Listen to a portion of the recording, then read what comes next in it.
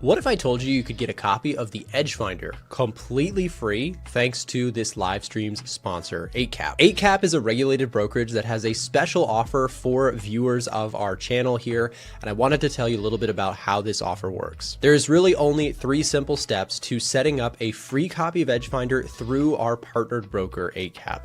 Step 1 is you have to use the link being dropped in the live stream chat or down below in the description to create a new account. Step 2 is go to this link, scroll down on it, and you'll see the requirements that you must make in order for 8cap to essentially buy a copy of the Edge Finder on your behalf. Once you've created an account and deposited the required amount of money in order to qualify for one of the offers on that page, step 3 is to simply contact 8cap and or A1 Trading's team. On that page, there will be information for that.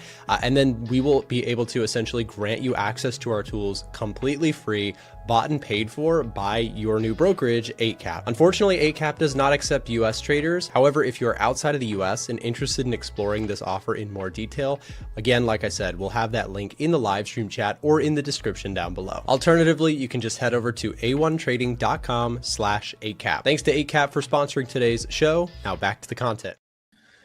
Good morning, guys. Welcome back to another live stream. Happy Friday to you. Hope you guys have some nice weekend plans ahead. And we'll see where these markets want to end up this week. It's to no surprise, I think, to most people that the market is just continuing its rip to the upside here. We are going to be closing here. Well, actually kind of an interesting week, right? Because you sort of had a run in place week from the S&P 500. We did stay above the prior all-time high pretty decisively. So bulls are still full in control when we take a look at the S&P 500. But meanwhile, you also have the Nasdaq, right? Look at the Nasdaq. The Nasdaq looks incredibly strong, closing above last week and closing again above. Nasdaq actually outperforming sharply here this week. Dow Jones, not so much, kind of the lagger of the group here, actually kind of lower from last week's close. And the Russell 2000, again, kind of running in place, similar to the S&P 500. Momentum here definitely seems to be favoring technology, but it is not evenly distributed. Let me explain what I mean by that. Semiconductors, guys, are the winner, just absolute winner, chicken dinner. Look at semiconductor stocks. This is going to be Micron, NVIDIA, Taiwan Semi, AMD. You have many companies in the semiconductors stock world that is just absolutely going crazy. James T in the chat points out that you have Intel. Look at Intel today. It's up 25% here in the pre-market with 27 minutes to go until the market opens. Reason I'm showing you this is because, well, that's dragging the Nasdaq higher. So if you're trading Nas, watching the futures, watching NQ, watching Nas 100, whatever you trade, this thing is flying high and it is being led higher by semiconductors. So we also have the other big chunk of technology stocks, which is going to be software companies. Software companies continue to sort of lag behind. Take a look at software stocks over the last few months and you'll see what I'm saying. Since pretty much October of last year, software has had one of the most horribly devastating crashes that it has had in its history. Software stocks at one point down 37% in just a few months, right? This thing has absolutely gotten hammered to the downside.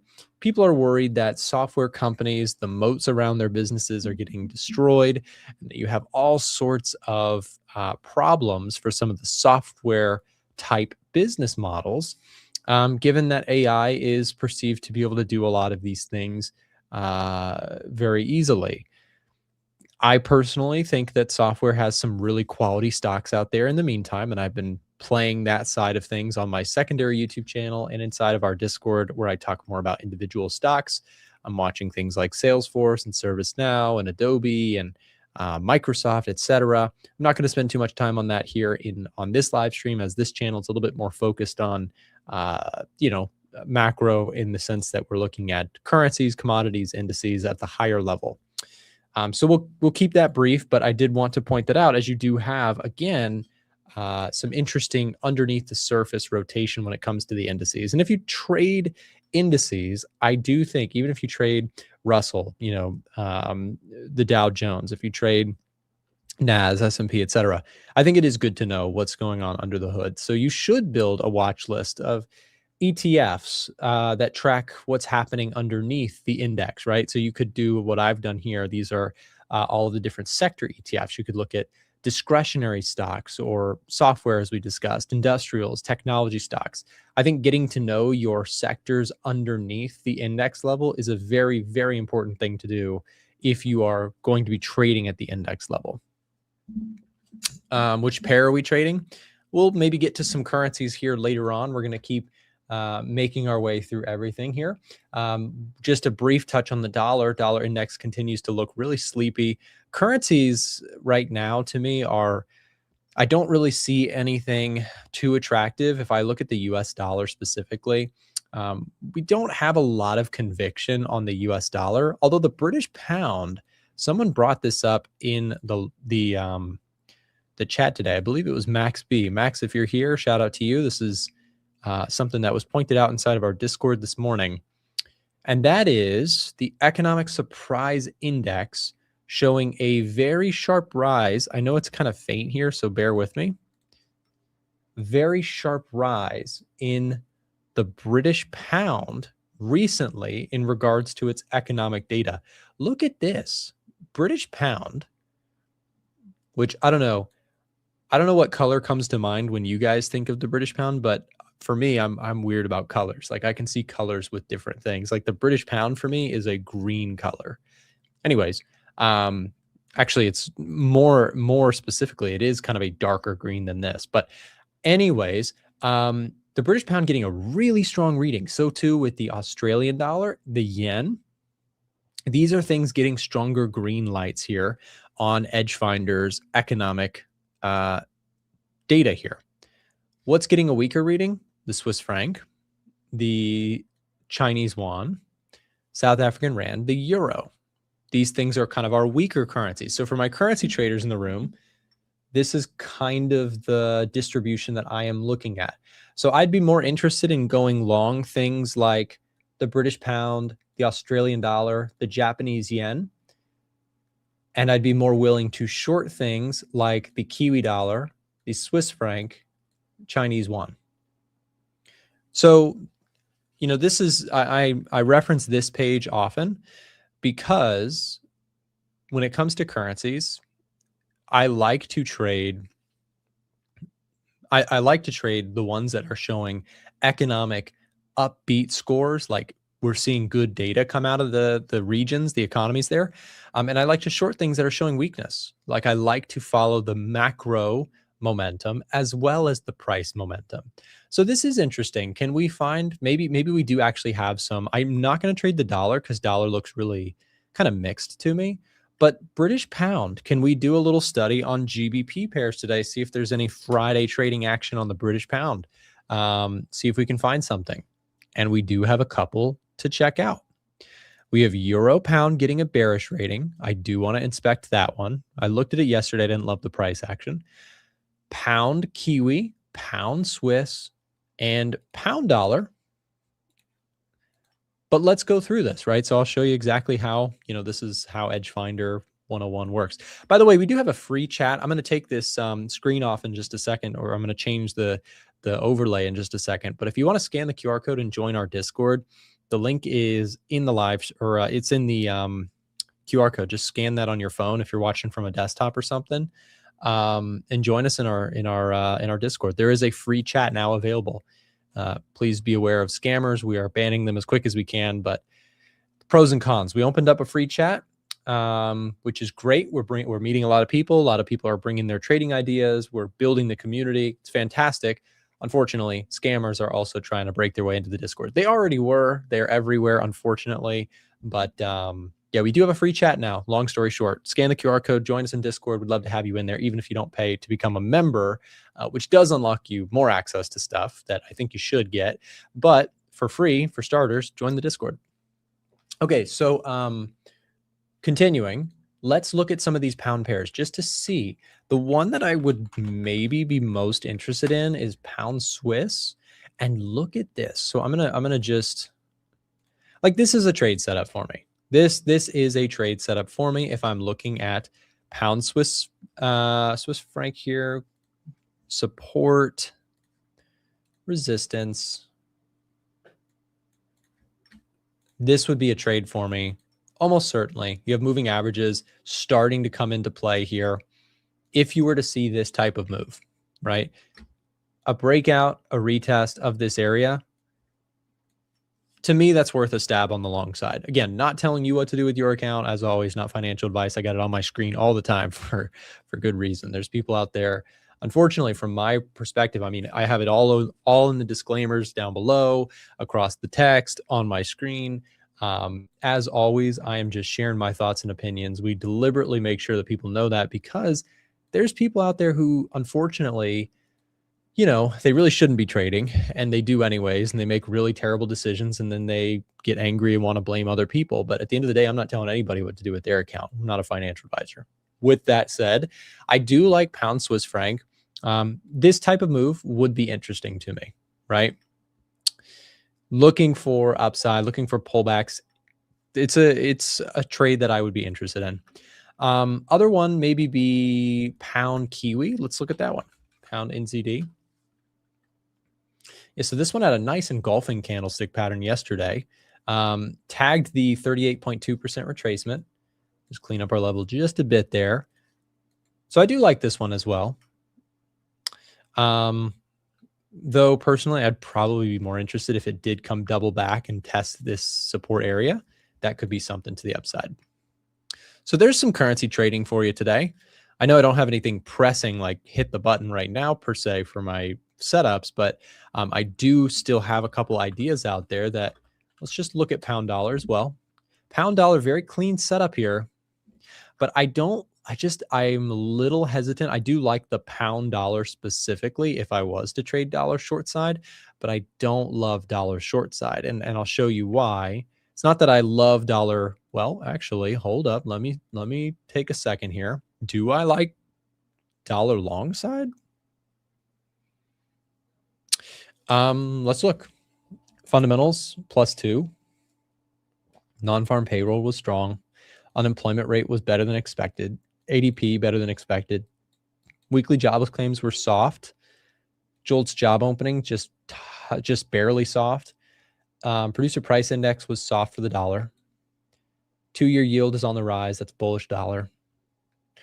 Consumer confidence, decently strong. Retail sales, decently strong. Manufacturing PMIs, decently strong. Services PMIs slightly missed, and GDP growth missed. Okay. Mixed to just very slightly positive to the dollar. By the way, Sluggy and all of you guys who help manage the Discord, I greatly appreciate your help on that. It's like the most frustrating thing in the world. Discord really, I wish they would take things up a notch in the ways of being able to help moderate like automatically Discord servers. Like I wish you could make it so that you could ban certain keywords from being said in the chat. Like Discord doesn't allow you to fully remove hyperlinks natively. Like I think you have to use a mod. So I'm going to probably have to like get a bot or something in there to reduce links being shared. You hate to have to do all that stuff because people just are, scammers, but we'll do it because I do like the idea of having a free chat for people. But yeah. Anyways, here's another thing. COT data for the dollar has been pretty persistently bullish for a while. Like if we take a look at our COT velocity, does this tell us anything about dollar? I'm going to say that it probably does. Well, we can just highlight dollar really quick. Dollar accumulation on the weekly. Dollar institutions, what are they doing with dollar on the monthly accumulating? What about the quarterly? So see what we just did there? Let me highlight what we're looking at. So if you're a fan of tracking what institutions are doing through the commitment of traders, we just added a new chart. It's called the COT velocity tab. It's pretty cool. I mean, I'm really excited about this new tool because it's so simple and it honestly like makes me, it is like frustratingly how simple, in comparison to some of the work that we did to build the COT report stuff, COT data history, like this chart took us meaningfully less time. And yet I did a poll on the audience maybe like a week ago or 2 weeks ago. And people were like 70% more in favor of using the COT velocity page than our other tabs. So it's a little humbling because it's like, dang, we worked so much harder on these pages. However, I'm at the end of the day, what is our mission at A1 Trading? Our mission is to build tools that help traders better spot opportunities in markets. That is what we do. We build tools to help people do that. And if this is the preferred way to look at it, hey, it solves the goal. Goal is to help traders with tools. Anyways, dollar accumulation on the weekly basis, monthly basis, and quarterly basis through the commitment of traders report. So I look at this and I say, okay, yeah, so big money's moving into the dollar, and they have been for a while. So I don't hate the idea of looking for dollar longs, but what holds me back, what's going to keep me from saying I'm long dollar right now, is I'd like to see a little bit more proof in the technicals. So we did get a nice pullback to this 98 level. Buyers seem to be stepping in. This is a big spot here. And if we're going to put in a longer term higher low type thing, you could be looking for this type of move. This to me would be a very solid move higher for the dollar index if you break that 100 level again. But maybe more so in the meantime here, maybe there's some individual currencies that I like against the dollar more than others. I would just like to see like a break through these highs, pull back into this area, just a little bit of a higher low sequence would be really nice. And would give me a little bit more technical momentum favoring the upside on dollar. By the way, this chart and all of our charts within the Edge Finder are currently super discounted right now. We're doing a 40% off discount for our 4-year anniversary sale since launching this product to the public. We have had a lot of people take advantage of the discount. So if you are interested in also not missing our 4-year anniversary sale, which is the biggest discount that we'll do this year, here's how you can take advantage of it. Down below my camera here, you can scan the QR code if you want to explore the product in its entirety, take a look at all the different features that we have built for our traders using our data and tools. If you don't have access and would like to get access, we'll also drop a link here in the live stream chat to where you can connect and speak directly to a member of our support staff about getting set up with a copy of Edge Finder. Again, we have people all over the world using our tools. In no way is it a magic money system, but it's rather like, it's sort of like a retail friendly terminal where you have all of this data in one spot. So take advantage, like I said, if you want to take advantage of the 40% off discount, click this link that's just been dropped in the live stream chat to speak directly to our sales team. If you do that during the live stream here, they can set you up with a payment plan, extra discounts for countries outside of the US, 45% off, all that sort of stuff. So just don't miss it. Chat with someone from our team. They can get you set up with the discount while it is available. We had a donation in the chat. Thank you so much. King of Kings again with the donation. Hey, I appreciate your donating again to our coffee fund here at the office, keeping us fueled here to keep making this content and sharing stuff with you guys. So thank you very much. You inspired me to start my long-term investment portfolio and buying some fractional shares of VOO on my Fidelity account when the market opens. Hey, King of Kings, thank you very much again for the $5 donation. I think that being multi-strategy, I have to be careful with this because some people are, very set on, I need to figure out my one strategy and just do that. And I think that's great. I think it's great to build a strategy and play it over and over and over. But I do also think that personally, not financial advice, having a couple different strategies is a fantastic way to approach the markets. And if one of those strategies is to build long-term stuff, I think that's fantastic. I too have a longer-term thematic position strategy. Now, this is something that I do as a US trader.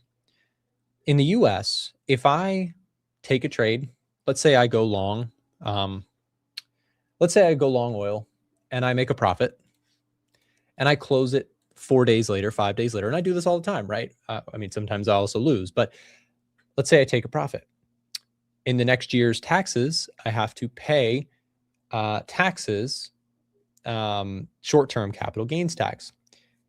Now, if you hold something in the US for 1 year plus 1 day, it gets taxed as long-term capital gains tax. So there is a significant difference. Now, of course, it depends on your tax bracket, etc. But for me, there's a significant difference if I can hold something for a year and a day and close it out. So I actually have a trading strategy or approach where I actually try to, I don't always, I'll cut them earlier and tax loss harvest if necessary. But I have a strategy in which I try to hold for at least 1 year on something that I thematically think will move higher over the longer term. Individual stocks, ETFs, I'll show you one right now. IJR, I will hold on to this stock or this ETF for at least 1 year. Now, this isn't everything that I do in my portfolio. A lot of what I do is shorter term in nature. In fact, the majority of what I do in my trading account is short term in nature, but I also have long-term strategies in there, or a long-term strategy in there, because it is more tax efficient. Again, I'm not a tax advisor, so do your own research on this and speak to someone who knows more than I do. But having a long-term strategy can be nice because the tax advantage, especially if you're in the US. I can't tell you what it's like in other countries. Ali Photography Film says, can you help me? I want to buy an Ola Prime account. What do you think I should go with? Or is Funded Pips better? So I don't know much about Funded Pips. I would encourage you to explore our website for this. So if you head over to a1trading.com and go a1trading.com/prop firms, and I'm going to just drop this link in the chat for anybody who wants it. So I'll tell you, these are all sponsors. If you use our links, you will be supporting our business. There is commissions, affiliates, etc., that get passed on to A1 Trading here. So with that disclaimer out of the way, explore this page, because these prop firms, like I'm a content creator, this stream is a content creation spot. We don't run prop firms. We don't know everything about prop firms. But what we do know is some of the crowd favorite prop firms have worked with us to set up really great discounts for viewers of our content. So please do your due diligence, take some time, but head over to this page if you're interested in getting a prop firm account.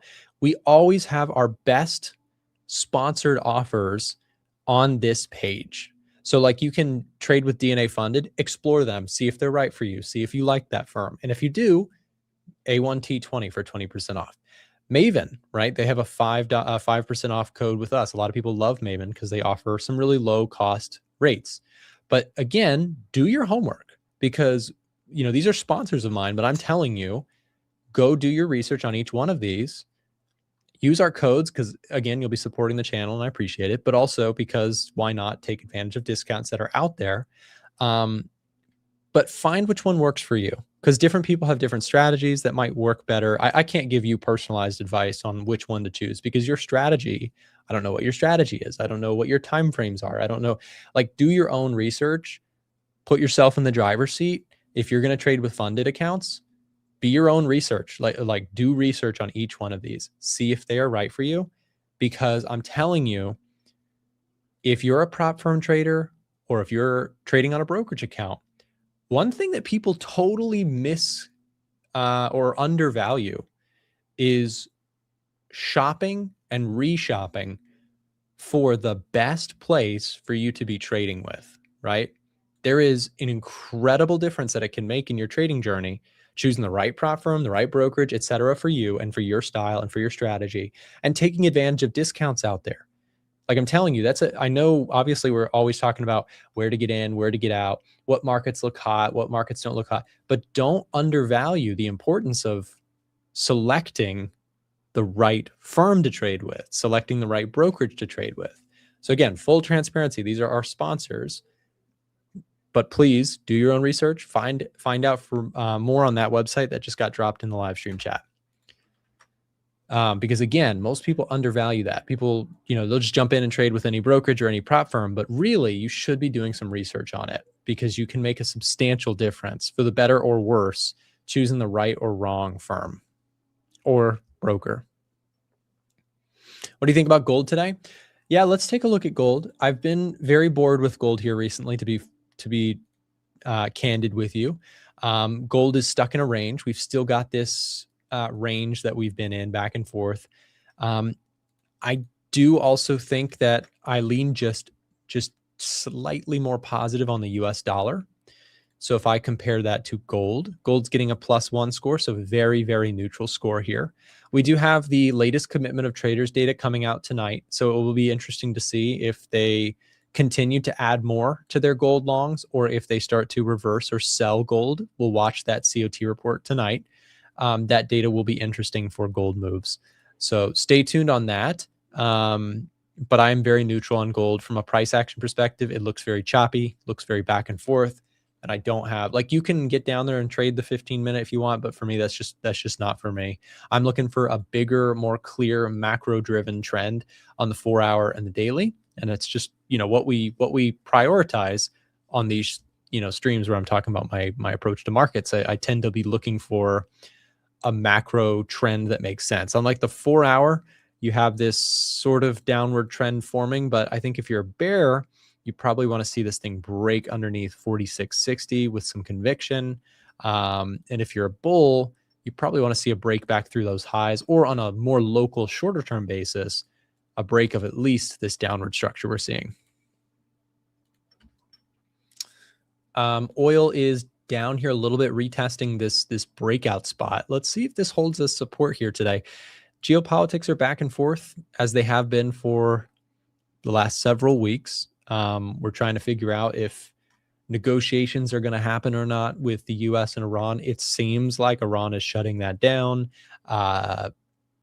We also had a lot of, and again, this is another reason why people are like, how the heck are indices moving higher? This is the reason. Look at semiconductors. Semiconductors are the market at this point. And semiconductors, those are the chip, the data center build outs, all the AI trade is kind of emblematic of this trade, right? The semiconductors trade. This is why indices can continue to move higher, even though there's uncertainty in the Middle East, is because the excitement around AI and the efficiencies that it's going to bring to corporations. And I am bullish on semiconductors, but I think it's important that we acknowledge semiconductors are on one of their, I think this is actually the greatest trend in semiconductor history. I saw that on Instagram. Someone can fact check us on it, but I read that it was like the first time, I think we had 17 days of upside move in semiconductors in a row. I believe it is the longest trend in history for semiconductors without a red day. Unbelievable, right? Just dominant upward trend here for semis. And that's what's dragging the Nasdaq to new all-time highs, is the excitement around the AI trade. Yes, there's still geopolitical uncertainty, etc. But what's bigger than Strait of Hormuz stuff, which could get resolved, maybe it doesn't, maybe it does. And I do think that if the conflict is escalated again, then yes, it will get the attention of the stock market. But in the here and now, the market thinks the war is not going to be forever. They're going to find a way to end it. And in the meantime, we just have a boom going on in AI spending, right? Tesla just reiterated they're going to spend more money. Semiconductor stocks are just on fire. Memory companies like Micron. Look at Micron. This company is like, this is where if you can pick stocks and you pick the right stocks, unbelievable upside. Granted, I was actually having a conversation with a friend this morning who him and I have looked at stocks together for years. Pros and cons of stocks. It's like a 90-10 rule. And what I mean by that is like 90% of the time you try and pick stocks, they do okay. They do subpar. They maybe just keep up with the market or they move lower, right? 10% of the time you catch a monster, like a monster runner. Like if you bought Micron, your returns in Micron compared to the S&P 500, that's a 562% return just since, wait for it, last year. In 1 year, 562%. So that's the upside with stocks. Of course, many times you can also get caught with like buying a UNH and seeing, 40% of your stock go down, right? So understand, stocks are not easy. Nothing is easy in markets, but that's the pro and con of single stock selection, right? Stock market just opened up. We'll keep an eye on it here. We'll see how things play out today. If we're going to kind of gap and fall, I think you just keep your eye on the semiconductor world, see what's going on there. That is the story, at least in this market right now. And it is the leader. So we'll see where that goes next. Guys, we're going to be thrown over the show here in just a second to Mr. James Lane. FX James going to be taking over for a little bit here. Before I throw it over, just remember, guys, the 40% off sale coming to a close pretty soon. We're doing our 4-year anniversary sale on the Edgefinder and Stockbox for that matter. If you are interested in stocks, explore Stockbox on our website as well. Both of them are 40% off. You can send us a direct message right now if you're interested in learning more about Stockbox. I know we've actually had a lot of people interested in Stockbox recently, which is exciting for us.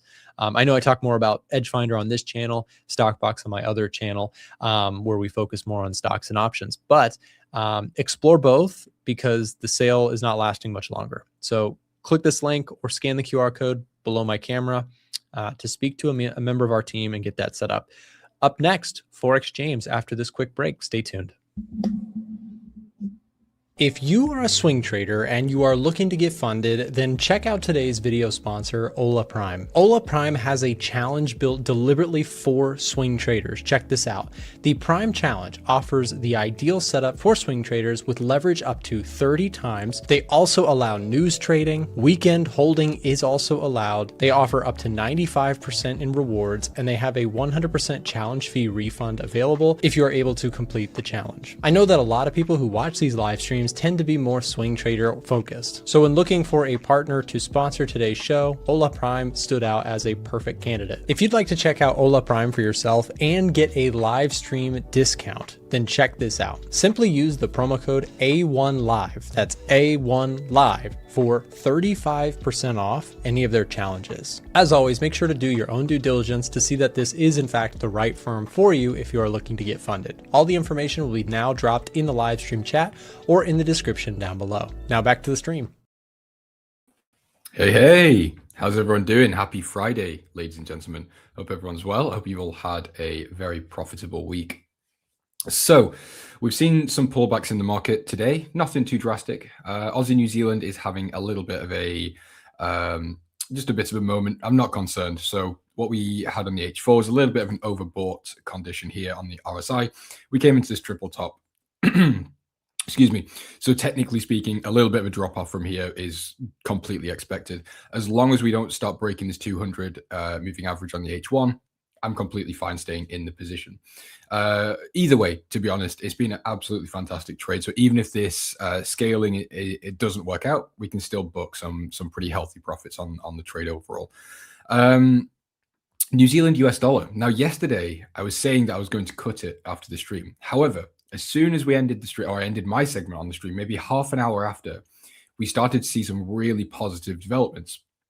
So this market just continued to run to the downside, broke below the H1 200 moving average. We've now seen the H1 moving averages form bearish, which is good. We're also not seeing much of a follow through from the H4 200 moving average that was used as a bit of a dynamic support here. So I'm very happy to stay in this trade for now.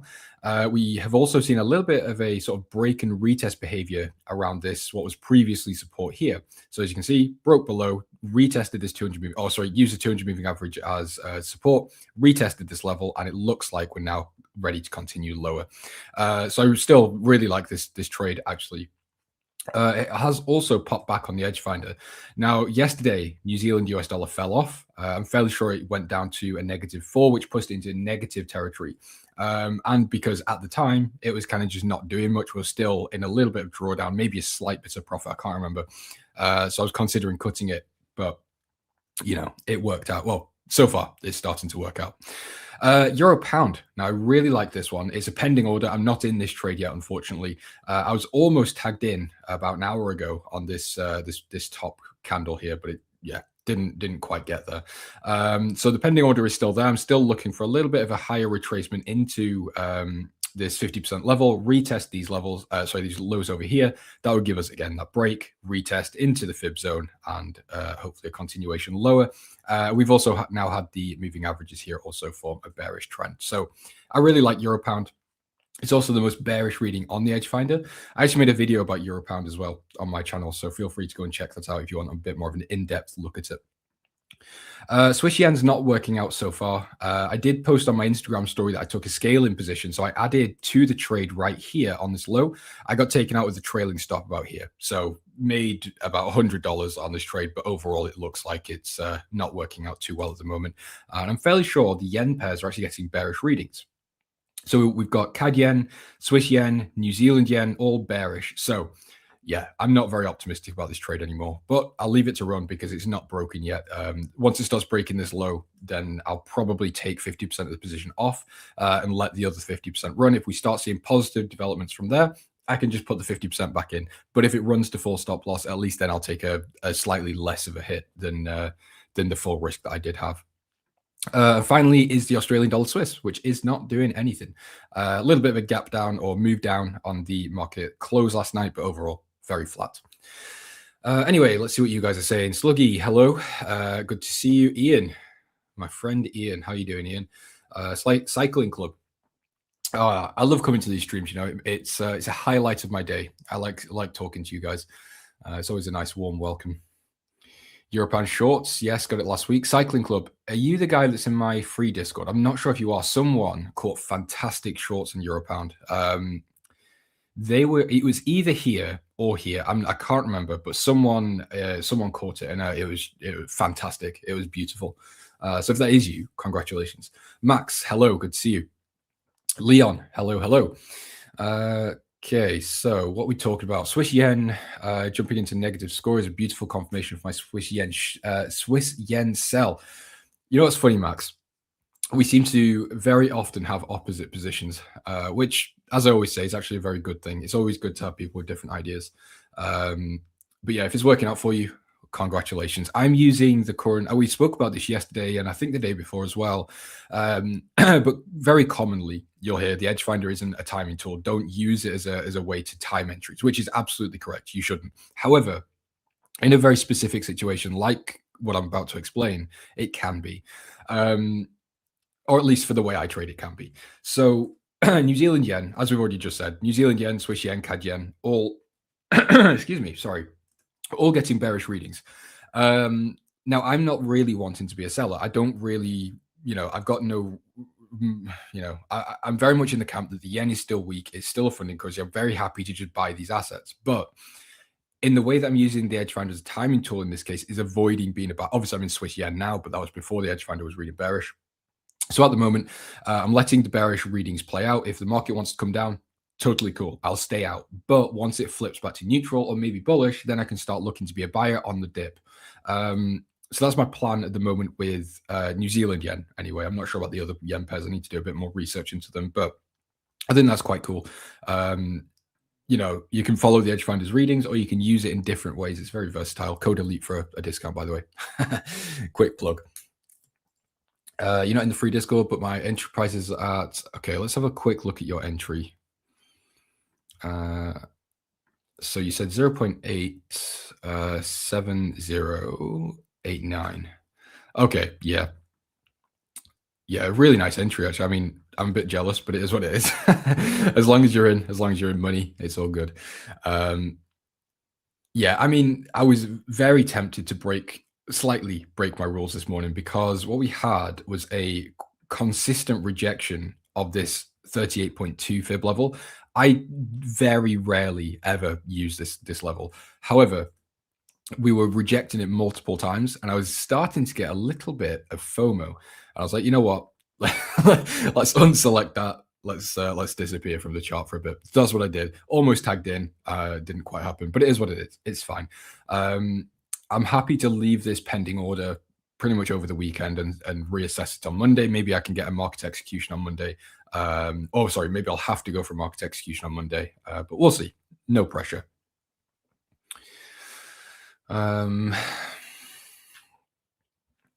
Swiss is dropping now. Nice hedge on Aussie Swiss. Yeah, that's also a good point, Max. Short Euro New Zealand entered yesterday at market close. Let's have a look at Euro New Zealand. Do we have a reading for this one? Wait, did you say you were long or short? Oh, short. Okay. So no edge finder reading for me. Let's go monthly. Let's just start our top down. Monthly actually is a little bit concerning if you're buying. Sellers, maybe you could be looking at a bit of a mean reversion here. Slight resistance level, slight resistance level through here. A little bit of a rejection, but also this monthly is quite deviated from the 200 monthly moving average. Again, not a huge deal. Monthly timeframes, big timeframes, but it is something to keep in mind. Weekly is bullish. However, lower highs here, so take that what you will. Daily bounce off 200 moving average. I'm sorry, Sluggy. Personally, I don't see anything here. However, maybe I'm sure there's reasons maybe that you're going for that I don't see. I'm just taking a second look here. I suppose we do have some areas over on this left side that could potentially see potentially see a correction. So we can see rejection of this 200 H4 moving average. There might be ideas of trading into these levels down here. Simo, however that is pronounced. Hello. Late to the party, not too late. Shorted UJ yesterday. Very nice, Sluggy. Well done. James, I'm jealous of your Aussie New Zealand entries. It seems like none of your entries experienced negative drawdown. They did. I don't want to sit here and say they were perfect by no means. I mean, this one here had actually like 1 or 2 days of just drawdown. This one had a couple of hours. This one also had a couple of hours of drawdown. I mean, nothing bad per se, but they hypothetically in a perfect world, they could have been better. However, it does go to show how the fib can be used very nicely. Take the low to the high, just following the trend, and the edge finder pull back into the fib. Granted, obviously this one didn't hold up as well as it could have done, but the entry was still based on the fib. Second move here, pull back to fib, entered right here on the 50% rejection, moved to the upside, and then the same thing here again that reached into this fib level and previous structure on the left. So it's actually, it's kind of a perfect example of my technical strategy in play. I've also locked in a slight bit more profit, locked in 0.5 on this initial position. This position stop has also been trailed up to the same level, and the third scaling, or the third position here, has still got full risk on it. So yeah, we'll see if we can get a move towards the 1.25. That's my full target. That's basically where I'm looking to exit. I've had a few different ideas for take profits, but that just seems like a really nice solid round number to get out of the position, and it would be a fantastic return on ROI. Oh, well, sorry, it'd be fantastic ROI. Didn't need to say return on that. Anyway, Max is short Aussie New Zealand and in profit now. We'll see what happens. To be honest, I wouldn't mind potentially. I'm not going to, by the way, I want to clarify, but I wouldn't actually mind putting a little bit more size on at this point, just because, as I said earlier, the H4 looked a little bit extended. We've created this triple top, overbought RSI. So a little bit of a small pullback or correction on lower timeframes as it was expected. We're starting to see a little bit of a pullback to the upside here. The RSI and the H1's a little bit oversold at this point. We're still in a bullish trend on the H1 as well. So microstructure wise, it's still looking very supportive for longs, in my opinion. And cannot forget Edge Finder with a score of 13. I completely covered that. There you go. Score of 13 on the Edge Finder. Fantastic stuff. Can't get any better, in my opinion. Short Euro New Zealand. Sorry, not short Euro dollar. Oh, interesting. We were looking at this yesterday. Maybe I should have taken that. I am not really very confident in euro dollar. I think shorts make a little bit more sense because if I had to pick a direction on the dollar, I would say I lean more bullish than bearish. But I don't think I'm swaying enough to be involved with euro dollar either way. We also we don't have an edge finder reading for euro dollar either. But what we can do is have a look at the Forex scorecard and just see what is going on. Oh, it's automatically there. Yeah, I mean it's -1, so there is nothing going on. So we've got economic growth is bearish, jobs market is bearish, inflation is bullish, and then if we also apply, the sort of war premium that the dollar is holding up a little bit with, yeah, just nothing there for me, unfortunately. Maybe shorts if I had to go with one direction, but I really don't like it. So those targets are bingo. Oh, and you're a New Zealand sluggy. Very good. Tony, hello, it's good to see you. You don't trust the yen anymore? Neither do I. I don't trade the yen anymore, actually, unless it's taken by one of my other traders. The amount of times I've been burnt on it's actually a little bit embarrassing, the amount of times I've been burnt trading the yen. All I had to do was buy, and somehow, still, I think to be perfectly transparent with you, I think I'm net negative on the yen out of my whole career, probably. First of all, because I took a pretty significant loss in, was it 2024 on dollar yen? But yeah, I just can never seem to get it right. It's just something that I just can never really trade well. Whereas like things like euro dollar, I can do quite accurately, but yeah, it's just one of those things.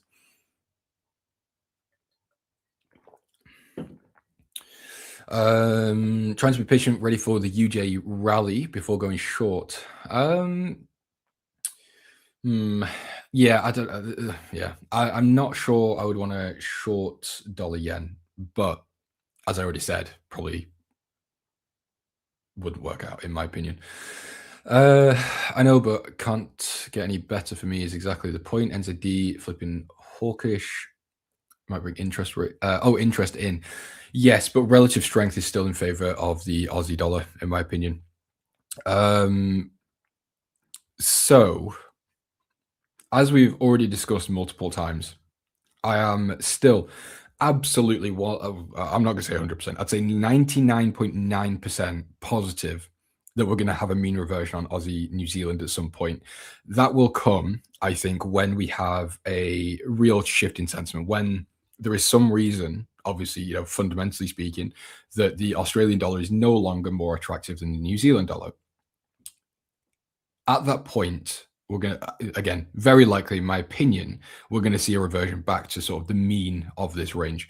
I don't think this is a case of, we've broken out the range and now we're just going to continue, a completely new trend after 14 years of sideways. I think we've had all the stars align for the Australian dollar, and it's obviously been the catalyst to break out of this range. But currencies, especially, the major currencies, liquid markets like Aussie, New Zealand, they don't just trend forever. They do pull back and they do mean revert and they do follow behaviors. So we'll see. Again, I'm not trying to time it, and I don't think that's happening right now, but eventually I wouldn't be surprised at all. Is it the same risk to short GBP USD and Euro USD? Well, it depends what you mean by the same risk. I would say actually the GBP, in my opinion, is a little bit stronger than the euro right now. So if you're wanting to short one of them, I would go towards short euro dollar over pound dollar. However, they are still quite correlated. So if euro dollar really does get dragged down, pound dollar will also catch a bit of that drag as well. So yeah, I mean, there's not a huge difference, to be perfectly honest with you, but obviously they are driven by separate things in terms of their own economies, but they're still correlated.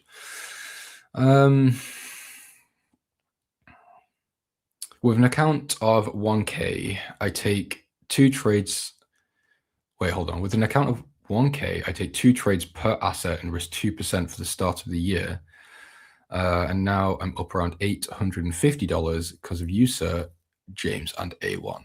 Trading grid, that is fantastic to hear. So that is, what, an 85% gain, if my maths is correct. That's fantastic. Just make sure you're not doing silly things, because what can happen when you have an absolutely fantastic run, it can be because there was one regime going on. So whether you are just exploiting the Australian dollar strength or whatever it may be, when that condition changes, just make sure you're still able to trade profitably. Because that's one thing that can happen. Again, is traders can get caught in that regime, and they're not able, or they're not educated enough to know when that regime is no longer there, so they continue to trade and they end up giving back either all of the gains or a large portion of it. I'm not saying that is you. This is more of a broad message for other traders. Any idea on gold longs? No. To put it simply, absolutely not. I just don't think gold is in an environment. I don't think gold's in an environment really for it to be benefiting from anything.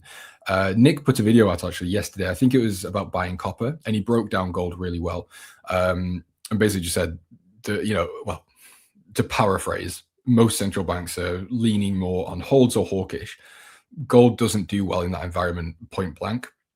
And what we're seeing over here is yields are starting to get a bit of upside again. So obviously we had the initial upside. Actually, where was it? It wasn't all the way back there, was it? Yes, it was actually. I'm thinking out loud here. So yeah, yields caught obviously upside on the Iran situation. So we had obviously oil up, inflation expectations up, central banks going on hold or hikes. So yeah, yields up, gold down. We had a little bit of a relaxation here, but we are starting to see them pick up slightly. And we're also seeing the same thing here with the 2-year yields or the short end yields. So overall, gold just doesn't have that much to do. And then we take a look at the asset scorecard, and I just don't think there's anything here either. Let's just double check before I start talking. Yeah, so it's getting a score of 1. So again, it's neutral categorically. Jobs market's bearish, inflation is neutral, economic growth is bearish. So, what can you do? Gold has nothing there. And then you look at the price action, and, what is there to do here? There's really just not much going on.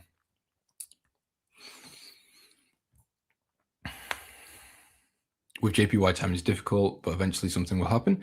Yeah, of course.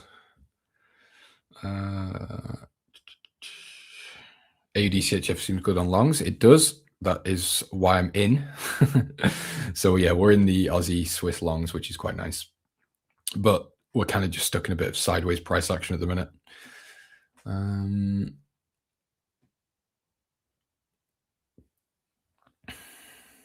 I don't understand why traders are even looking at FX when, hold on, chat's going a bit quick there. I don't understand why traders are even looking at FX when clearly the money was in metals, then moved to indices, then crude, then bonds coming up. Well, yeah, I mean, I kind of agree, but I also kind of disagree. I think there's money to be made in pretty much all markets, or all asset classes at least. It doesn't really matter too much for retail where the money is. It's more a case of if there's a market trend and the edge finder's there, we can trade it. We don't need to overcomplicate it by having to pivot into assets that maybe people don't trade. So for example, I don't trade bonds. I'm not going to go and start trading bonds. I can, I've got profitable FX positions open. I can stick with those.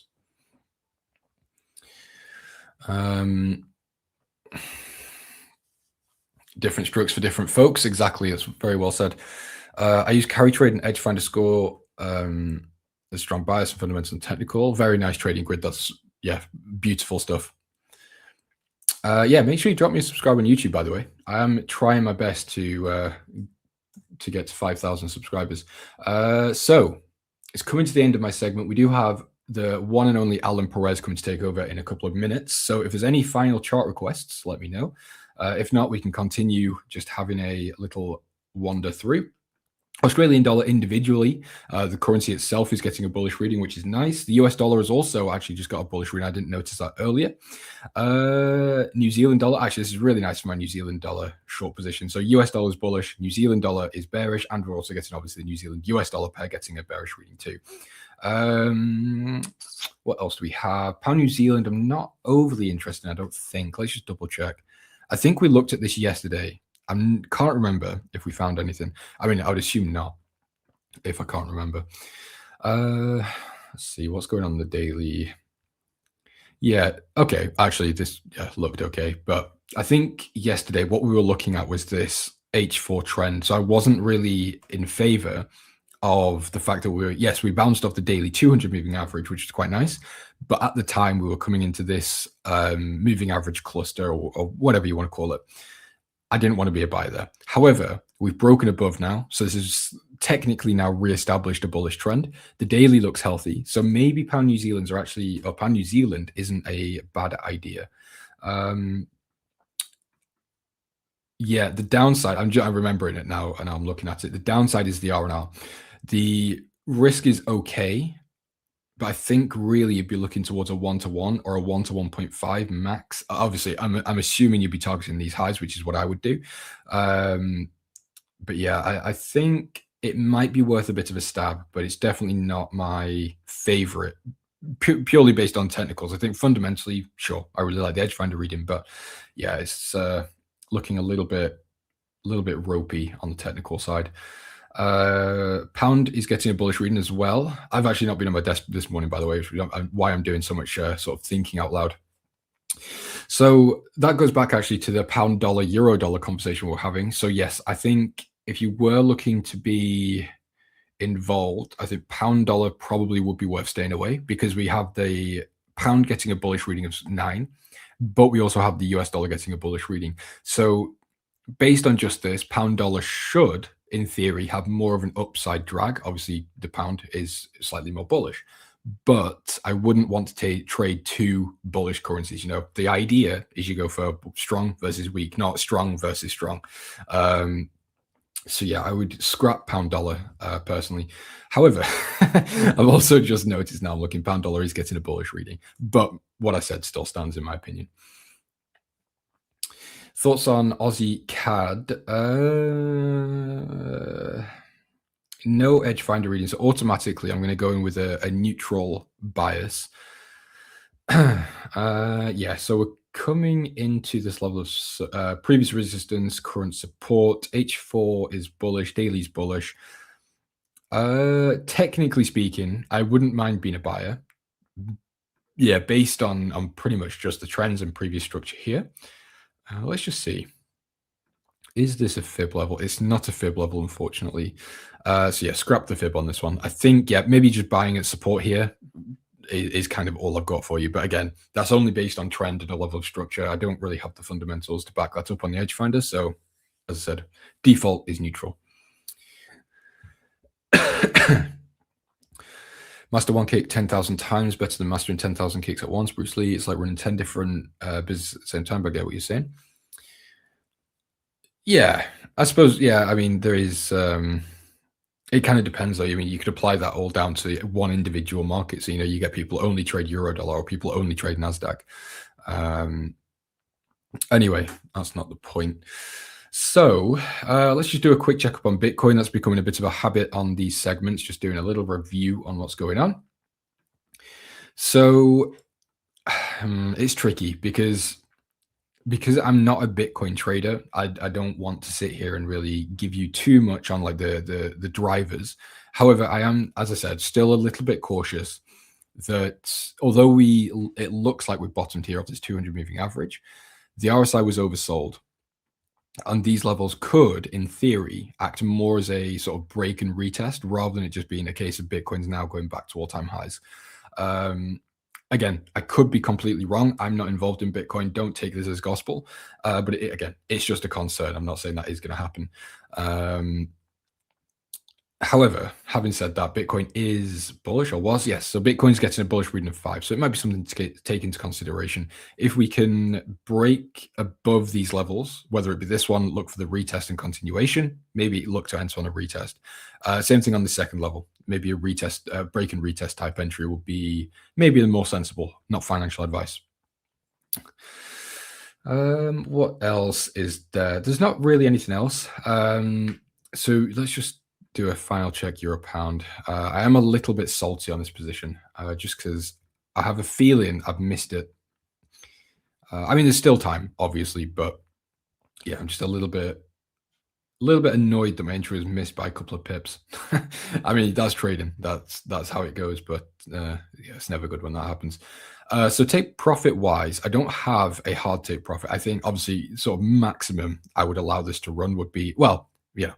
Saying that if we just fell off a cliff down to 0, obviously I'd hold it. But realistically speaking, this would kind of be the max take profit or extended take profit, if you will, if everything went well and it continued to rally down. However, shorter term, if we're looking more again, on more of a realistic side. These lows make quite a nice take profit. It would not be a fantastic R&R. I think that might be a 1 to 1.5 or a 1 to 2 based on my stop loss. However, I think I wouldn't mind targeting sort of this area, which would be around the 0.844. And again, if we continue beyond that, fine, I'll hold it down to my extended take profit. But that's not really the biggest point right now. First of all, I actually need to get into the trade. Euro pound could do a top wick for next week candle. That is all there. That's a good point, Sluggy. That could be the case. Best case scenario, yeah. Yeah, that would be good. So yeah, New Zealand dollar just needs a bit of a kick. I really need to see this just do something. I mean, yesterday was great, but yeah, from here, I'd love to see it just continue down. That would confirm that break and retest idea. If we start coming back up, it would be a little bit of a red flag for me on a technical side. I wouldn't close the position, but it would put me on guard, might just reduce a little bit of size off. And Aussie New Zealand, again, I'm quite happy to continue holding this. I really like the developments. I'm not worried about the pullback that we just had. I think that will just be absorbed pretty quickly. So next week, I would be looking for a new high to get printed. So something like this, where we break above these previous highs, retest here, and then I wouldn't scale in again. But if I was going to, that would also count as another scale in position for me. Generally, I like to keep scalings around 3, unless there is something absolutely fantastic. But I'm quite content with where I'm at here. Anyway, ladies and gentlemen, I'm going to head off. We have, again, the one and only Alan Perez coming to take over the show. Guys, have a fantastic weekend. Thank you for having me. And I'll see you all later. Stay safe and don't get margin called. If you're enjoying the stream right now and would like to join us beyond just live streams, consider joining our free-to-join Telegram channel. Inside of our Telegram channel, we're sharing daily market analysis, bonus clips from the live streams and videos, giveaways to our products, prop firms, and brokerages, and much, much more. So like I said, if you're looking to stay up to date with ideas that we're looking at in markets, even if you can't make it to a live stream, consider joining our Telegram channel down below in the description of this live stream, or being dropped in the live stream chat as we speak. Just click that link, it'll navigate you over to Telegram, click join, and you can come back to the stream. It's totally free to join, and if it's easier for you, you can also just use the QR code that you see on the screen right now. Now back to the live stream. Good morning, all of my friends. Hope you guys are having a great day or afternoon wherever you guys are. It is Friday, so last stream of the week here. What a fast week it went. As always, guys, feel free to drop any chart markups that you guys want me to go over in the chat, and I will do my best to go over them. I saw some risk appetite here this morning. Equities are higher today. S&P, Nasdaq. I think Nasdaq had a lot to do with IBM doing really well. No, I'm wrong. Okay. But yeah, tech is doing fantastic. All of them, really. It seems like there was some back and forth yesterday when it comes to escalations. I think there was the president said something about some ships getting ready to use some force. But then I think someone resigned. Someone resigned yesterday from Iran's side, and as of this morning here, someone is going to travel to these countries to go ahead and communicate. So hopefully that is peace on the horizon. I would hope so. Markets definitely taking it that way. With the stock markets are up, dollars down.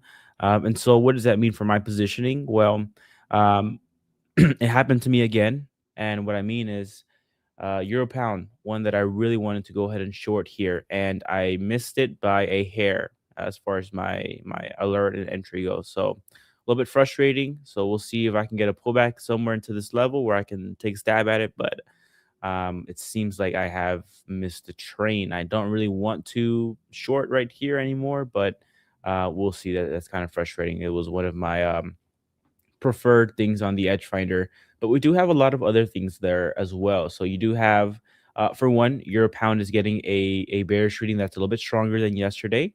So yesterday was -7, and now it is -11, which I like to see. You're seeing some yen pairs getting strong. So the yen getting strong against the Swiss, the Kiwi, Canadian dollar. You see Euro Aussie getting weak as well. So I might have to add that onto my list because it seems like the Aussie basket as a whole is doing really well. So let me write down Euro Aussie. I'll get to that in a little bit. But yeah, it seems like the Australian dollar basket is doing quite well. The Australian dollar isolated on its own is getting a bullish reading of 6. And then you have Aussie Kiwi, Aussie Swiss. I believe Aussie CAD is somewhere up here. Yep, Aussie CAD. So I do like that. The only one that's not getting a bullish reading is Aussie dollar. But I am open to building a position on these pairs here. So I do have some kind of let me put on my 20-day moving average. I do have an entry preference as far as these pairs go for the Aussie basket here. Let me make sure I have an alert on all of these moving averages. And then that way, if it gets triggered, then I can get entered here. So let's add an alert here. I'm going to put it at the value, same as chart. When it crosses on the, yep. It's going to trigger it once per minute. We're going to do these for all of these pairs. Aussie Swiss, same thing, though it hasn't really given me any pullback, but I'm hopeful. So what I'm going to do is do an alert for all of these as well. Give me a sec here. What's perfect? It's the same. And then this one as well, Aussie Kiwi, which is like my preferred one, honestly. It's been really, really strong lately. Strong trend. Really enjoy it. So I do like the Aussie basket as a whole. It seems like it's been doing quite well. If I really never sold if I never took profits, this thing would have been a clear winner, and I would have been trailing my stops here. But I took profits when we got that initial big wave of escalations in the Middle East, because I thought the Aussie basket as a whole was going to weaken because it's a risk currency. But it's really recovered since then, right? We had this low here that we put in, and it's really continued on that upward trend. I'm going to put an alert here for Aussie dollar too as well. So Aussie basket, I'm trying to go long there. Euro pound, trying to go short. However, it seems like I did miss that entry point. As far as dollar direction goes, I'm a little bit neutral on the dollar. We are kind of moving into these moving averages here. So the 200-day and the 50-day moving average, we're kind of like in this cluster. And I think there's a chance that this thing continues lower, honestly. Depending on the risk sentiment, the developments in the Middle East, it seems like we're heading that direction. The only thing that's a little bit frustrating for me is that stock market is looking the way it looks. Straight monster move up. It's crazy, no pullbacks. And so that just means that, in my opinion, that it's going to be more sensitive the higher we go without anything meaningful pullback. So yeah. Let me look at the chat here. Happy Friday, Sluggy, my good friend. Simo, how you guys doing? Leon, man, it's good to see you guys. Sluggy, what am I watching? I'm watching the Aussie basket, Euro pound, but it seems like I missed that Euro pound. Tony says we are in no war, no peace moment. Yeah, man, that's the thing. That's what makes it tricky. What do you think going long Euro Kiwi next week? I don't know. I actually don't like the Euro right now, to be honest with you. They had the weakest PMIs since COVID, and services PMIs were the weakest since 2024. So I don't like that for the Euro. So I honestly wouldn't go long Euro Kiwi. And then the Kiwi dollar as well is actually quite weak there as well, Tony. So it's getting a bullish reading though. But from my understanding, earlier this week, the Kiwi dollar basket was getting a pretty bearish reading, unless something changed. But I don't believe something changed overnight. Anything Kiwi related, let's go to the economic heat maps here. And for those that don't know, if you're new to the channel here, the tools that we use on this stream is called the Edge Finder. It gives you a great view. It automatically tracks the fundamental data and it scores it against every single asset class. That way you don't have to do that by hand. And it gives you a bullish and bearish score there. It kind of makes life easy for you. So when it comes to Kiwi dollar, the only recent data point that we saw was 4 days ago, which was inflation. And it came in harder than expected. So that would be supported for the Kiwi dollar. But other than that, everything else seems to be kind of the same there. So I guess that took that bearish reading off of the Kiwi dollar. I don't know. I kind of don't like the Euro, so I would stay away from this one. I think there's better readings out there. Like Euro pound, I really like a lot. I just missed the entry there, which is very frustrating. Max said the resignation might be false. Oh, really? Okay. Iran's, can't pronounce that. Rumors of whoever that guy is. Resignation aim at disturbing public opinion. Ah, okay. Okay, cool. All right, so it seems like we got some missed signals in there in the chat here. Someone wants to go long Euro Kiwi, one is short Euro Kiwi. Cool. Alan, treatment for an early stage prostate tumor can move markets now? What? Treatment for an early stage prostate tumor can move markets now? Simo, I'm confused, man. You gotta give some context for that one. That's a little. I don't know. I don't know how to digest that one. I think I'm healthy though. I don't know. I don't know if that's for me or for someone else. Um, Aussie CAD looks great to the upside. Yeah, Aussie CAD does look great, man. It looks great. It seems like we're getting some kind of a pullback. I don't know if this level right here, so I'm gonna mark this as just for illustrative purposes. If I go to the 4-hour time frame here, I'm going to reset this view. They seem to have been really strong resistance, right? All of this right here. So we rejected it many times. So once, twice, 3 times, 4 times. We traded into this and then it acted like a support here. So ideally, if we can get somewhere within this range here, I think this can turn into some very strong support and Aussie CAD to the upside. So I do have right now this 20-day moving average as support here. But I'm willing to, if it gets even deeper somewhere within here, I'm looking to actually go ahead and buy that as well. But I love that pair as well too, Sluggy. So to me, CAD strength is Fugazi. So they had some elevated inflation yesterday. I think it was PPIs that came in hot for them.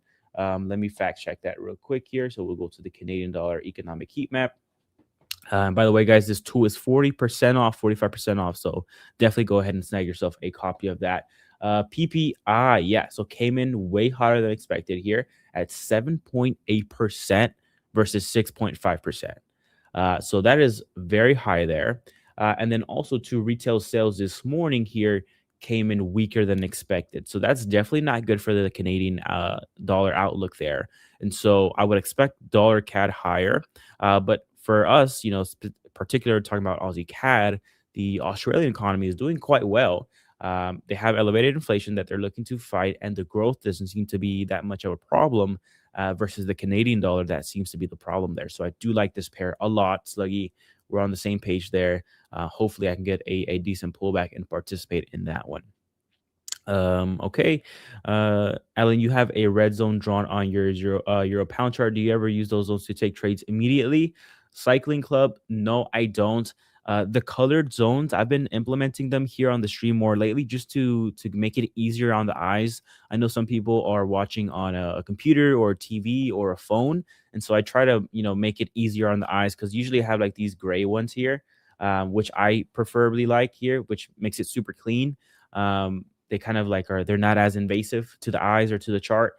But I've been using the color ones here just to make it easy on the eyes there. But to answer your question, do I take trades immediately on those zones? No, I don't. I don't. In my personal opinion, I think everyone here is really, really good at technical analysis.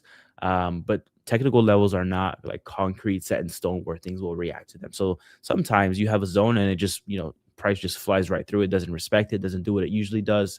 When it hits a strong level of support or resistance.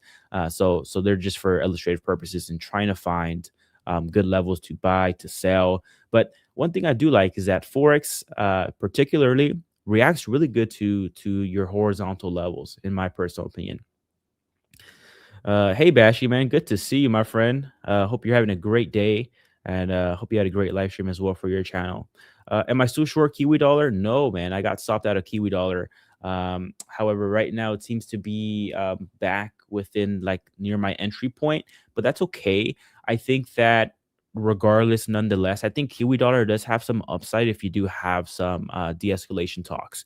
We saw the Aussie basket, euro dollar, pound dollar for sure, Kiwi dollar. They all arose on the fact of some de-escalation early in the week. And so I think if we get another wave of that, which I think is possible because essentially we have Max corrected me earlier, but Max said that the resignation from the one gentleman over there in Iran was fake. But then we do have some other foreign ministers from Iran traveling to some countries there. So don't know how that'll play out. But essentially what I'm thinking is if you get some de-escalation, I think Kiwi dollar will get some support there. So kind of my thought process on that one.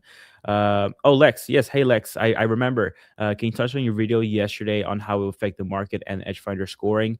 So I made a video yesterday, short form content about Kevin Warsh.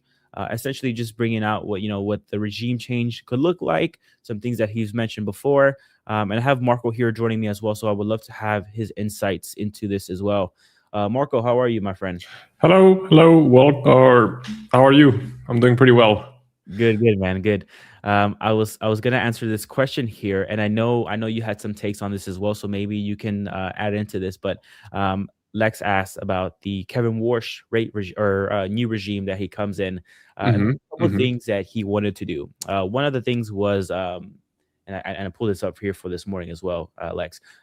One thing that he wanted to do, or that he didn't commit to, rather, was less FOMC meetings as far as like the press conferences go. So Jerome Powell does one after every single FOMC meeting, and Kevin Warsh didn't commit to doing that. So, in my opinion, Lex, if you have less meetings or less of those live press conferences, and within those live press conferences, you get a little bit of hints, you get some clues as to how the Fed's thinking, how people stand from the Fed chair. So if you get less of those, I think that's less clarity. And when the press conferences do actually happen, then I think there's more volatility around those events. He wanted to do some other things, one of them being core PCE. He thinks it's a little bit outdated, and he wants to look more at a trimmed mean when he looks at inflation. So essentially stripping all of the outliers, not just food and energy.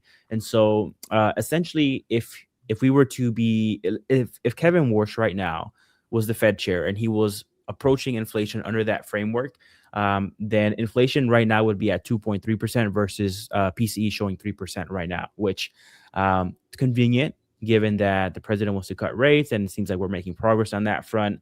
And Bank of America, this article here that I watched earlier was saying that it essentially says, be careful what you wish for, and I'll be very quick with this. But essentially, back in when was it? It was another time where the trimmed mean approach for inflation was a lot lower than what the headline like PCE or CPI was, but it was the wrong call. In fact, it was actually very, very highly elevated inflation, and so it actually would have worked out really, really bad. So there's some pros and cons, but Kevin Warsh wants to essentially stop hand-holding traders and essentially the dot plot, right, where you're front running what the Fed could do with rates. They want to take more of a like a reactive approach, like a predictive approach, if you will. But Marco, any takes there on Kevin Warsh and how that could affect the market and stuff like that? Yeah, so you used to have 8 meetings per year, and 4 of those had future projections in them. So the dot plot was actually a big market mover, and I know a couple of traders. For example, the top guy on the Darwinex platform, he used to trade, maybe he still trades, the dot plot release. Essentially, if the dot plot was very much different than the last dot plot, then there was a big move, there was a big repricing happening in the markets. And now if the dot plot is completely removed, well, that changes the whole game. We still may get some future projections, but the actual then interest rate decision could be more sort of market moving than any forecast that we get. So it's going to be a different market environment for us traders. One thing that was kind of I didn't like with Powell was he was always dancing somewhere in the middle. He never wanted to fully commit to any sort of an opinion, which was, I guess, fine, because that's how professionals do it. But I would like someone with a bit more resolve to sort of take one side, to say, okay, now it's time for cuts. That's the game plan. We're looking to cut, and that's how we're going to proceed. I think that would be a bit easier for us traders than just listening to Powell saying, oh, risks to inflation are elevated, but also risks to the GDP are high as well. So we're kind of we're in the wait and see approach. That's the hardest thing to trade, in my opinion. So hopefully there's something different. Hopefully he is a bit different than Powell, but I think he's a great pick, and a very safe pick nevertheless. He's definitely not a Trump puppet, and he definitely knows what he's doing. So, and it's not just one person; it's a committee. When does he step in? Do you know maybe the rough date? I think it's that part right there is a little bit tricky, Marco. Supposed to be, if I'm not mistaken, sometime in May. But one of the senators were saying that they were essentially going to refrain from making any movements until the thing with Powell is taken away. Okay. So I think that's kind of the thing. Let me say one thing real quick here. There's a guy here in the chat saying, stop scamming people, stop yapping, and this and this and that. Kajan, I hope, seems like someone got one on you, but I would really suggest here, if we can flip to my screen, don't get scammed. A1trading.com/scammers. I hope you didn't get taken advantage of, but it seems like you did. Verify everything. It's unfortunate that there's scammers out there, but please look at this. And we put our own time and everything into this, so we're not scamming, I promise you. But to go back to Kevin Warsh and the approach and the less meeting minutes, or less press conferences, and less dot plots and all that good stuff. And to answer Lex's point, because Lex had a follow-up question, what does that change for the Edge Finder? And I think that kind of puts us at a point of advantage, because I don't know about you, Marco, but I don't really rely on the dot plot really to make a trade decision. It helps me. It gives me like, okay, cool, like this is what markets are expecting. But this tool right here helps you with that, with understanding where central banks can go. Is something bullish or bearish for a current asset? So thankfully, this tool right here, despite a Fed change and a regime change, all that good stuff, I don't think it would really affect me that much. How about you, Marco? I would say the same. And also I would say, I think this is just a troll in the comments, but if you did get scammed, definitely go ahead and look at the website that Alan showed you, because in the Discord there is very, very many fake accounts. So be super careful and always trust the handles that you have on the actual A1 website. Edge Finder, first line of defense against any sort of regime change or Fed change. So that's what I'm trusting the most. I did pay attention to the dot plot in terms of like an extra confluence. So Sure. if I'm building a position, I may use it as an extra confluence. I did try to develop a strategy that purely trades around, let's say 4 times per year, the release of the dot plot.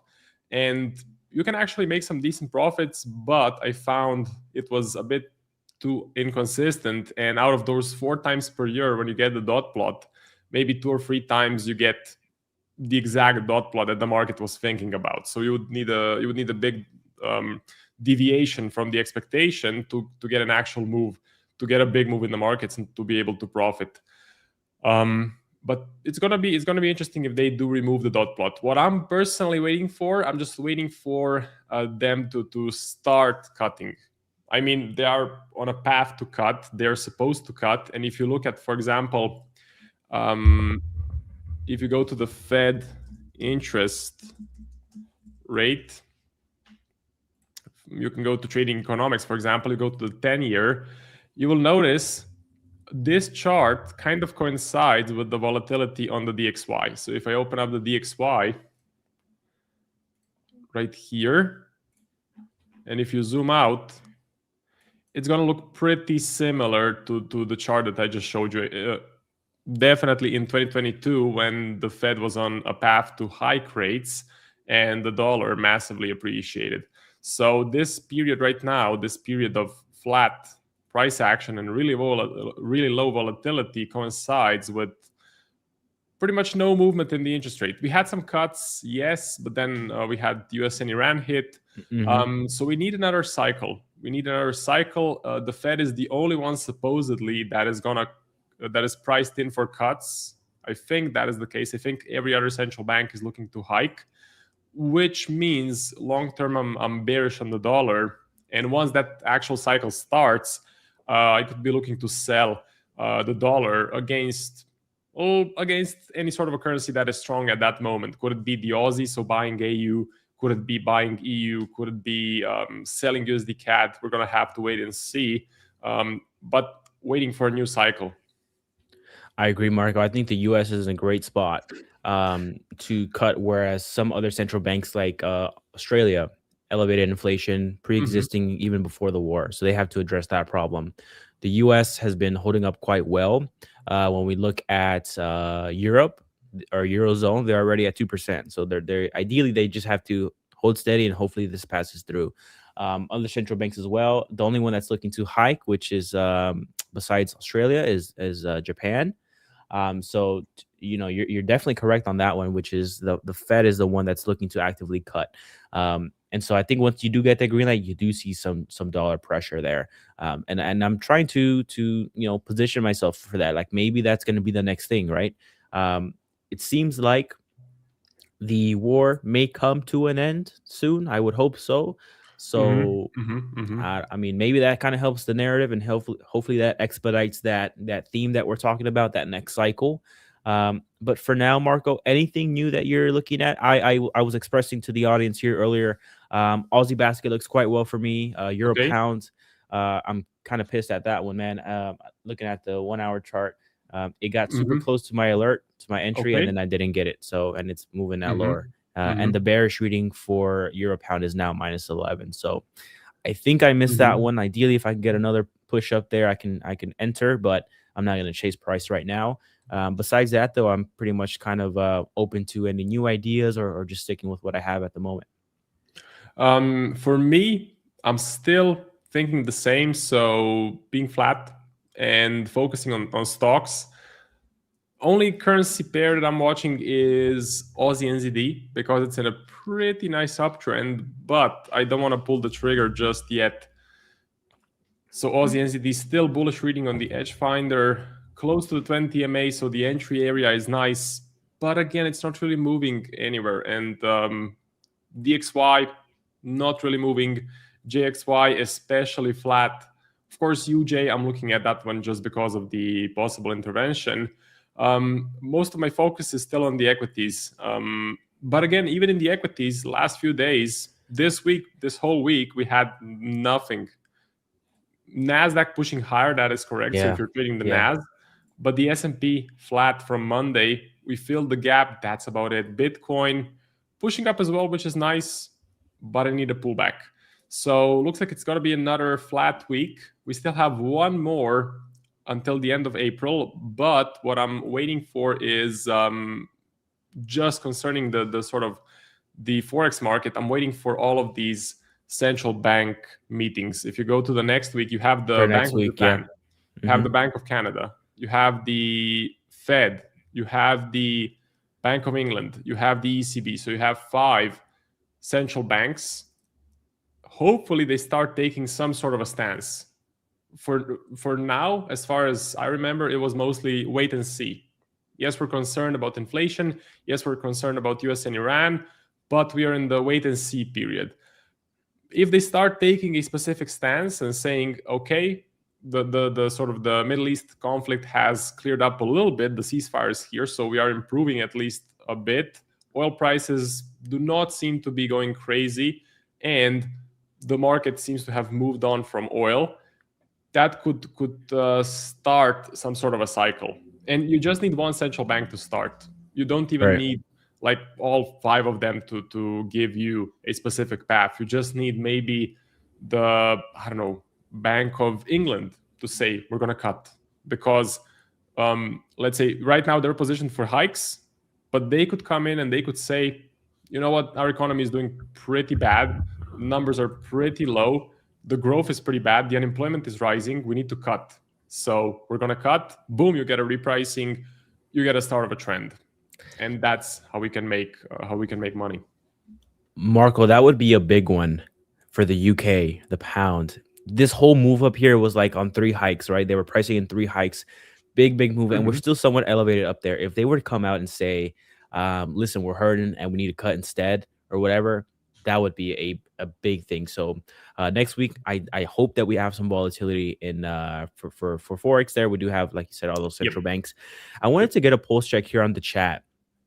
I'm pretty flat here. Marco's same way. With equities the way they are right now, I'm curious, for one, is anyone like chasing this price here? Or the second question I would have for the chat, and I know some of you guys are probably working or driving or whatever, so if you have the time to do so, but what trades are you in right now? Like, what tickers are you guys actively in right now? I just want to understand, how you guys are. I know yesterday a lot of you guys were flat, but I want to see if anything changes or anything. I mean, it's Friday. It's Friday too. Possibly people are going to be winding down their positions. I wouldn't open new positions before the weekend, to be honest. But yeah, I'm interested to see it as well. So in the comment section, if you guys just want to type in the sort of the the assets you're looking at. And during that time, I will just go ahead and announce the giveaway. So if you want to participate in the DNA funded giveaway, just fill out this jot form and you will get entered into it. So I'm going to post the link to the form right now, and go to the form, fill it out. You'll get entered into a wheel of names. It is a 10K one-phase account. So what do we have as far as trades go? We have some Euro bears. So Sluggy is short Euro Kiwi and Euro Pound. Max is selling the Swiss basket, which is wise. I think SMB said something yesterday. I think about it getting too strong, which very, very wise call there, Max. Pound Cat long, Elvis is one's long 8 HSI. Young East here. I'm not in a dang thing. Excuse my French. Hey man, I'll be frustrated too, Young East. I'll let this one slide here. Jose, Aussie Swiss, long. Oh man, I'm jealous, Jose. And Gymnast is dollar Swiss. I don't know which direction, but okay. So it seems like people are playing Forex. People are playing Forex. I was expecting more indexes and maybe some metals action, because I know that's very popular. But yeah, so it seems like people are playing. Oh, there we go. There's an index right there. Aussie index. Okay, cool. Aussie 200. Let me see that one. The US 200. Okay, so very good play. Yeah. It's actually the bullish cycle, or sort of the bullish uptrend we had from in the last few days and weeks is not that big. Interesting to see. I think DAX hasn't recovered either. Yep, DAX stuck in a range as well. Pretty much the only indices worth doing on the long side, in my opinion, are US stuff and the Nikkei. That's about it. Yeah, from what I'm seeing, UK 100. Yeah, a lot of people are requesting that. Before I go ahead and excuse myself, guys, I will say this once more here. The sale for the Edge Finder will be ending soon. So we do have the anniversary sale at the moment, and it is coming to an end soon. So definitely get yourself a copy of that Edge Finder. It is the biggest discount of the year. So I definitely recommend it. And also too, join the Telegram channel if you are not already in there. I know a lot of our chat here is involved in it, but for anyone that's not, it is completely free to join. I highly recommend it. We do chart markups. We do quizzes every day to keep you guys sharp. You have some discounts there, from prop firms, from us, from everywhere. So definitely get yourself a copy of the Edge Finder and join the Telegram channel. Marco, any last thing we can go over before I head out? I think we covered everything. Do you have something on your mind? No, not really. Just a little bit frustrated here with Euro Pound here, but we'll see if we get the pullback. But yeah, hopefully we do get a pullback. Yeah. So you're looking to play just sort of a quick sell into that level of resistance. Nice. A quick stab. Yeah. All right, man. Take it easy, man. Have a great weekend. Yep, sure. Let's hope we get some central bank activity next week. For sure. Alrighty. Yep. See you. Goodbye. I'm going to post the form for the giveaway one more time. So if you want to participate in the DNA funded giveaway, let me copy this and paste. In the comment section, go to the jot form, fill it out, and you will get entered into the giveaway. If you do want to get funded, definitely check out DNA Funded. We have a 25% discount code for you, which is A1 Live. So A1 Live gets you 25% off any DNA funded challenge. I've had a great experience so far. This is my personal 25K two-phase funded account. I'm down $700, but it's part of the game. I'm just going to keep on trucking. I have a sell on gold against euro. So I'm in a bit of a drawdown, part of the game. I've had, again, a great experience. There's a big broker behind this company. They're using Trade Locker. And one very cool thing about DNA is when you hit the profit target, the account automatically closes and you automatically pass. So if you're running multiple positions, you don't need to manually search the profit target.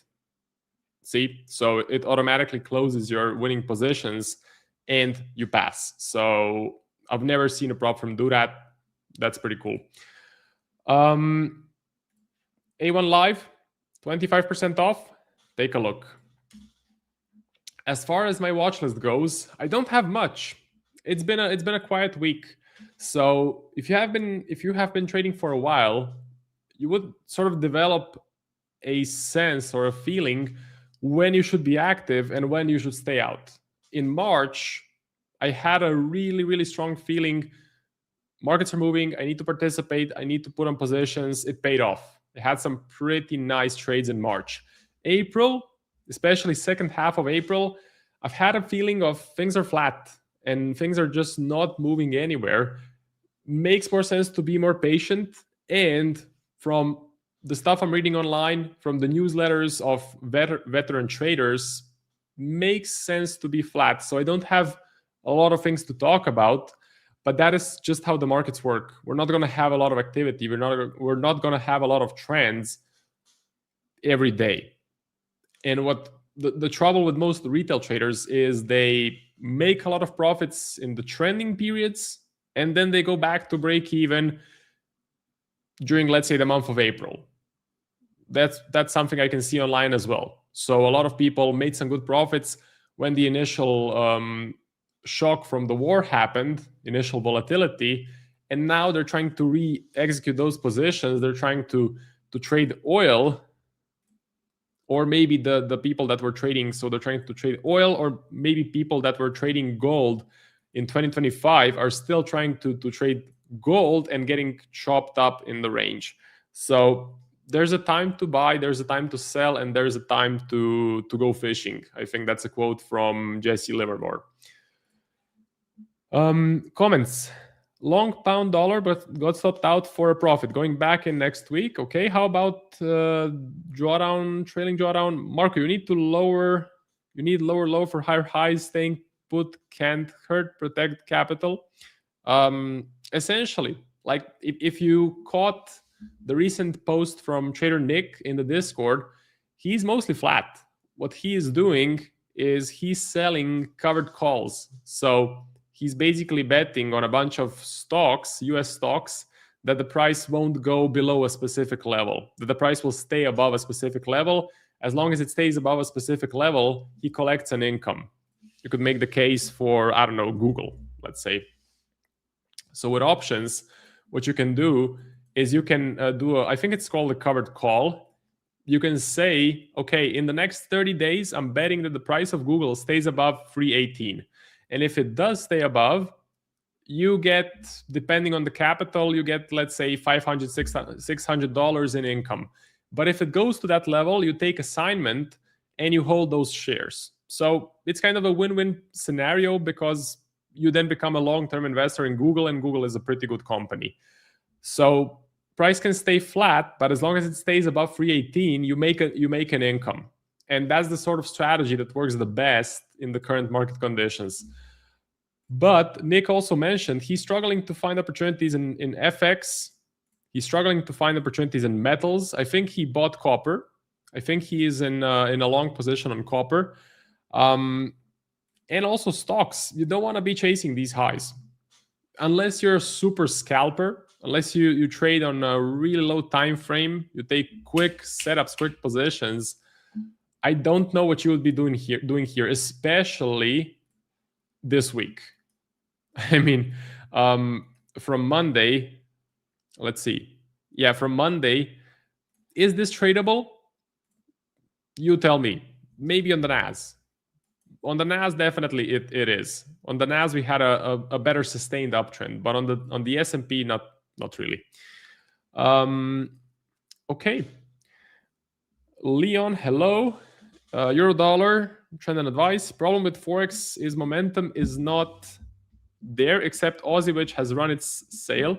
Possibly. Let's take a look at some Aussie pairs. Okay, let's do it. Let's do AUD USD.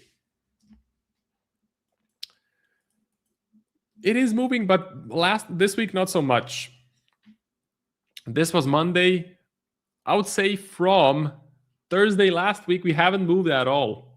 just flat. What about Aussie yen? Let's take a look at that. Flat, but on a path of an uptrend. Aussie NZD was the one that I have on the watch list, but again, hasn't really moved from the 8th of April. We're pretty much at a similar level. We are flipping bullish GBP, but won't be surprised if we go back to cutting cycle again. That's something that keeps me hesitant on the pound. Pound is priced in for hikes. That's why we probably had this move higher, because we had hikes that were supposed to come in. But can the UK really afford rate hikes? Personally, I don't think so. Now, it doesn't matter what I think or believe in. It only matters what the central bankers think. If they say we're going to hike, then you need to get on the uptrend. But if they come in next week and say we're going to cut, or we're thinking of holding, economy is not doing well, price could sell off back to the initial level. That is tradable. If you can get in on a short position, selling the pound, that could be profitable. Let's do the giveaway. So let me copy all of the entries. Today is the 24th of April. So 24th of April. Okay, we have some nice entries here. Let's go to my wheel, paste, spin, and let's take a look. Francis. Yeah, Francis O, congrats on being the winner. You have won a 10K one phase DNA funded account. After my segment ends, I will send you an email with the code for the free account. So just a reminder, if you guys want to get funded, code A1 Live gets you 25% off any DNA funded challenge. Okay. Looking for a small pullback on Aussie NZD. Okay. I mean, it's fine. It's fine. It's bullish on the edge finder. But personally, I'm unsure. I'm a bit uncertain in Forex. I don't want to force positions. I don't want to be in a position just to be active, right? That's kind of the worst reason, or the biggest reason why people lose money is they cannot sit on their hands. They cannot be patient, so they need to force positions. And it's even worse if you're spending time on the internet where everyone is in a position at every moment of time, and there's someone online who made 10K today and he posted about it on Twitter. So if you're spending a lot of time on the internet, it's tough to control the fear of missing out. But if you're aware of it, then you already know what you need to correct. What helps, my advice, basically stay away from the internet if you can. But if you can't, try to surround yourself with veteran traders. So try to surround yourself with traders that have 5 years, 10 years, 15 years of experience in the market, and that do maybe newsletters, daily analysis, maybe they post on Twitter. And if they are sitting on their hands, you know what's up. But if they are active, you also know what's up. So you need to follow kind of what they're doing. When they're active, you need to be active. When they are patient, you need to be patient. Nick is a great example as well. If you're in the A1 Discord, you would notice Nick has been pretty patient in April, especially second half. There's a reason for that. I've been pretty patient. Alan's been pretty patient. Iwind has been pretty patient as well. Chris Pulver, patient. So yeah, that's the game. That's the game. By the way, if you want to join the A1 Discord, you can use the code Marco to get 25% off. Okay, the link to join is in the description of the stream. I had a request for euro dollar, if I'm not mistaken. So let's take a look. EU is pretty flat. Pretty flat, kind of coincides with the DXY. I think 70% of the dollar index is euro dollar. What positions could you take here? Well, if I had to give you an opinion, it would be a long, because long term I'm bearish on the dollar. The Fed is the only central bank looking to cut. Check out my central bank rate probability website. It's not my website, but it's free and I use it very regularly. So Fed is the only one that's looking to either stay flat or cut. ECB hike, Bank of Japan hike, Bank of England hike, Bank of Canada hike, RBA, of course, massive hikes. What I want to mention, Bank of England is the only one that cannot do a lot of hikes because their economy is doing pretty badly. Just let me give you that analysis, and then I'll put the stream to the next show host guest, which is going to be Tiger. So long-term analysis on the UK. If you look at the GBP,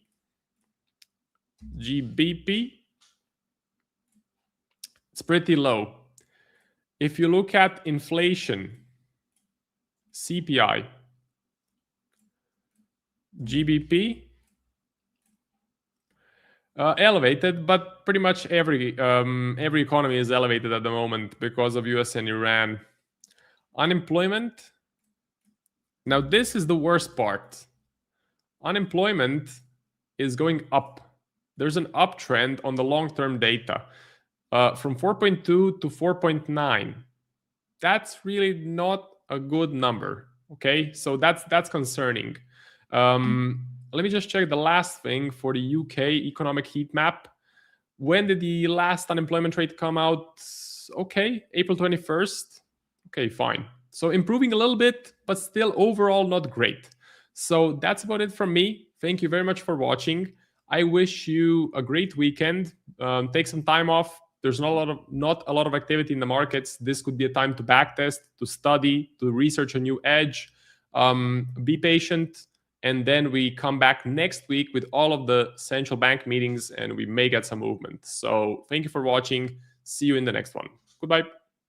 This next segment of the live stream is proudly sponsored by the one and only Ola Prime. Ola Prime is easily one of the most impressive prop firms that I've come across with an incredibly professional team. They offer fast payouts within 1 hour, up to 95% profit splits. They have the largest number of trading platforms. I mean, just take a look at this list. They have MetaTrader 4, MetaTrader 5, TradeLocker, DXTrade, MatchTrader, and CTrader all available to their traders. And that's just for the Forex side. On the futures side, they have DX Futures currently with Tradeovate and NinjaTrader coming soon. Ola Prime has one of the widest selections for challenges and funded accounts that I've come across, with a wide range of account balances you can choose from, like 5 all the way to 200K. And just take a look at the variety of different challenges you can choose from to fit your trading style. They have a 1-step or 2-step pro accounts. They have the 1-step prime, 2-step prime, direct accounts, Ola Prime, 1 challenge. I mean, you have a wide selection here. And the reason this is so important is that you as a trader have a unique style. Everyone does.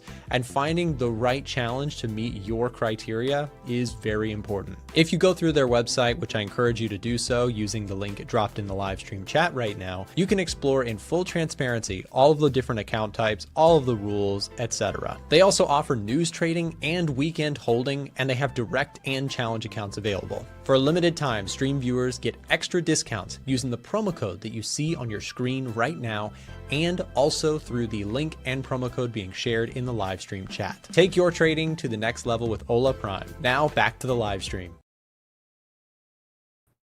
What's going on, everybody? Happy Friday. We have made it again. I was laughing earlier today because one of the commentators on one of the news sources I was watching said that the trading week feels like one long day of late. I think that's exactly right. Getting all the back and forth, the ceasefires, the what's going on, Alan? Leon, how you doing? And just everything, guys. It's just been a big mess, a lot of wait and see, a lot of neutral activity on a lot of things, guys. But one thing that I do think I like going into next week is that at least on the FX side of things, maybe we could start getting a few more opportunities. Just in looking at, and I wanted to show you guys this, just in looking at the surprise index, a lot of these currencies had been kind of hovering around that 40 to 60% range. Kiwi, of course, has been at the bottom along with the Swissy for a while, but we've recently gained some strength. And I know I might have touched on this yesterday, but it's nice to see the pound, the Aussie, the yen kind of getting a little bit stronger on the economic front, on the fundamental front. So I'm hoping that this will give us a few more trading opportunities. We've all been kind of, lamenting that we've been a little bit on the neutral side the last couple of weeks or so. So maybe this might be the little bit of a spark we need to start getting some more signals. So hopefully that is kind of the case. We're already seeing that in a few things like the pound dollar. That right there has turned into my favorite major pair, just right off the bat. So that is definitely nice to see. I'm hoping we can wake up some FX items so that we don't have to stay in other assets. So. But when it comes to like the pound dollar, of course, again, that is my favorite one I'm looking at right now. Pretty nice uptrend. If I just bring my daily up over here. Okay, I got my 8 above my 200 EMA, so that's looking good. Broke structure here, broke supply zone here, and broke structure here. So looking like a pretty good little impulse leg if we look at this thing over here on the left on a 4-hour chart. And just kind of looking at this gap down we had 2 Sundays ago. From there, we just formed a really nice impulse leg that did break this supply zone. And again, those other 2 structure points I mentioned or showed on the dailies. So I personally am keeping an eye on this impulse leg. If I just kind of highlight that. Okay, we're just talking about this leg right here specifically. And again, guys, identifying an impulse leg, whether in an uptrend or a downtrend, that's one of the first things I like to do, because that just kind of psychologically tells me, okay, I know I've got an uptrend already. And obviously, if that pair or whatever that asset is on EdgeFinder giving me a bullish signal or bearish, whichever, then that just tells me then I don't have to pay as much attention to all this other noise behind us. Okay, just focus on what's in front of us.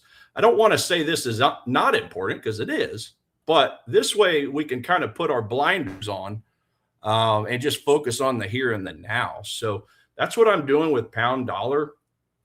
And as far as my curve analysis, that's obviously my swing low and my swing high. And as you can see, I've got a nice demand zone down here in the discount zone. So just so happens we have a former resistance support line going right through the middle of that. So if I scroll all the way up, okay, you can see where we had a pretty strong bounce from this point in time back on February the 19th. So I'm looking at that. The fact that that goes right through my demand zone. This is a 4-hour demand I'm looking at. And that's currently one of my favorite looking setups. So just need a little bit of a further drop down. But you can't deny the strength of that move, of that impulse leg. Nothing but green candles starting on April 12th all the way through the 14th. So a couple straight days of just nothing but green 4-hour candles. So I really like that going into next week, because at the end of the day, I don't necessarily want to be getting into this trade today, because with the average true range, it may not have a chance of getting anywhere close to sniffing my take profit before the end of the session. And I don't want to be holding this over the weekend, especially with the prospect of the second Islamabad summit, coming up this weekend, which we do know that the Iran delegation is going. And Pakistan really wants to see this thing ended, because they've pretty much had to put Islamabad on a security shutdown with all these bigwigs coming in and out of town. So they're really harping and pushing each side. Hey, get in here. Let's get this thing over with so we can have a normal city again and not have to quarantine it, basically. So that's kind of where we're at with that. But assuming, and that'll kind of have a little bit of a bearing on even this trade right here. Okay. I mean, if we have something good come out of that, well, this is going to look like a really good opportunity. Okay. Less money going into the dollar, maybe going to some more risk assets, take the money out and redirect it. So if we get a negative meeting, or we start throwing bombs again or anything of that nature, this may not look as attractive. Okay, because that would obviously give the dollar some strength. Unfortunately, the dollar, and I know I've said this before, it kind of thrives on that. Okay, it's a safe haven currency for a reason. So it really kind of depends on what we get out of this weekend as to how this specific trading opportunity might look going into the Sunday open here in the States. Monday across the pond for the rest of you. So that is my favorite one. Bitcoin is still on the list as well. Nothing really has changed on that. We had that big risk on move on Bitcoin the other day when everything else was pretty much standing still. And that's basically what happened with Bitcoin yesterday. It just kind of ranged in this 78.5 to basically 77.5 level. Okay, so about $1,000 range for that couple days right there. But nothing really has changed. I mean, I still have an alert set here at the 76.430 level. That's a 1 hour zone. But again, that's a little higher up than I like. I had drawn up this curve analysis from this swing low, but I think realistically I'm going to stick with down here because, again, and I kind of go back to what I might have showed you guys yesterday. Every pullback got bigger and bigger on this thing. So I'm to expect that same size of pullback that I would have to reasonably expect it could come all the way down and chew through that first zone and attack this 1 hour zone at the bottom. So that nothing's changed. Still keeping an eye on this 1 hour demand zone where we did also have a former support resistance line, blue dash line come through that. So that remains the same, although I do think Bitcoin got just a little weaker. So it's still a +5. It's still a bullish list, a bullish item, but it's down from the +7 I think it was at yesterday. So that's a look at really a couple of my favorite ones at the moment. Aussie Kiwi, Aussie Swiss. These things are still a little too close to overhead supply zones, in my opinion. But we could definitely take a look at those real quick. Let's see, Aussie Kiwi. Yeah, here we go, guys. So here's Aussie Kiwi. So daily, everything looks nice on the daily. Okay, trending up, breaking structure. But the problem is, again, we've bounced into this daily supply, which dates all the way back. And that's that one from April of a long time ago. So I don't want to necessarily go all the way back. But again, it's just butting into that. It's probably a little easier to see over here. Let's do this. Zoom in over here, 4 hour chart. There you go. So we've already bounced into it once, got a rejection, bounced into it twice, got a rejection, and now we're in a third time. So I'm just going to go ahead and ignore anything up in this area, and I'm sticking with my guns, okay? This daily 4 hour confluence that we have all the way at the bottom. This remains my favorite look on Aussie Kiwi. Made even better if we somehow were able to chew through the rest of that overhead supply first. But at this point, I think that's probably a decent enough pullback.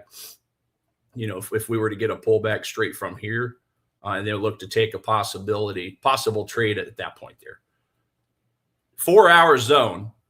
But to be a little on the conservative side, you know, one could obviously put the stop loss below the daily as opposed to the 4 hour. So that's just a matter of risk tolerance and what you guys have. But the benefit of underneath the daily is the fact that we've actually got yet another smaller zone over here. And I think that was a 1 hour. So let me go double check that. Okay. Now this one is a little lower. This could definitely be it's a 2 hour. So this could be a little bit of a, let me refresh this real quick. Yeah, here we go. Talking about this zone over here. Okay, so that right there looks like a pretty strong zone. Pretty good gap, gap up, pretty good continuation move. So that's kind of a last resort zone, I would say, if everything were to fail on this daily 4 hour confluence. So, you know, you could even take that into effect. I mean, that's going to drop your reward risk a lot, but it would obviously keep you in the trade more so, just in case we do decide to test all this down here. So that's kind of a look at Aussie Kiwi. I'm just a little hesitant because, again, it has not yet chewed through the rest of this overhead supply.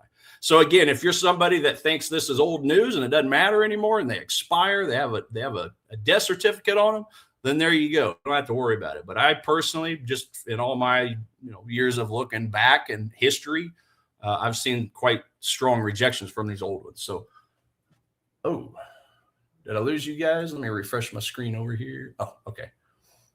My other computer went down, so let me just refresh that so I can see my chat. And okay, there we go. All right, we're back up and running. So guys, let me know if you have any tickers or anything you'd like to look at. Devil Rust, dollar, yen, most important. Yeah, let's take a look at that. Because a lot of people have kind of gotten sidetracked and forgotten that we still have intervention to consider. And as far as, I do believe that one fell off the list. Yeah, so we're back to neutral on that. But let's take a look at the technicals for this real quick. 4 hour on the left. Excuse me. I feel like a pin cushion today, guys. I went and did a men's appointment yesterday, some blood work. And normally my veins stick out like Alaskan oil pipes, but it was a cold office and they had my arm propped up. So I think all my blood rushed to my feet. So they had to stab me on my arm here, my wrist over here. And then before that, they started clenching on my others. So they almost stuck me 4 times, but they finally stuck me 3 times. and they finally got enough blood. So it was a lot of fun. But anyway. Let's see. So yeah, dollar yen, just to help you out with that. So we're currently bouncing into that 4 hour supply, getting a little bit of reaction there. Yeah, and then to just kind of taking a step back, this thing overall has been sideways the last few weeks, but keeping in mind, we bounced into that overhead supply. So let me do this just so I can make it a little easier to see. Just going to go to a 1 chart look. Yeah. So this was that weekly supply, you guys, that I pointed out, I think earlier in the week, which is basically what we're bouncing into now. Now I'm not as worried about the weekly as I am the daily, which is a little higher up. You know, we talk about intervention and when this thing might have a big ugly drop.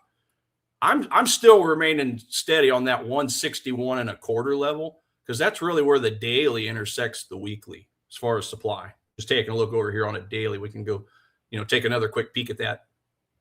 Okay, talk about this daily candle inside of the weekly. That's really the main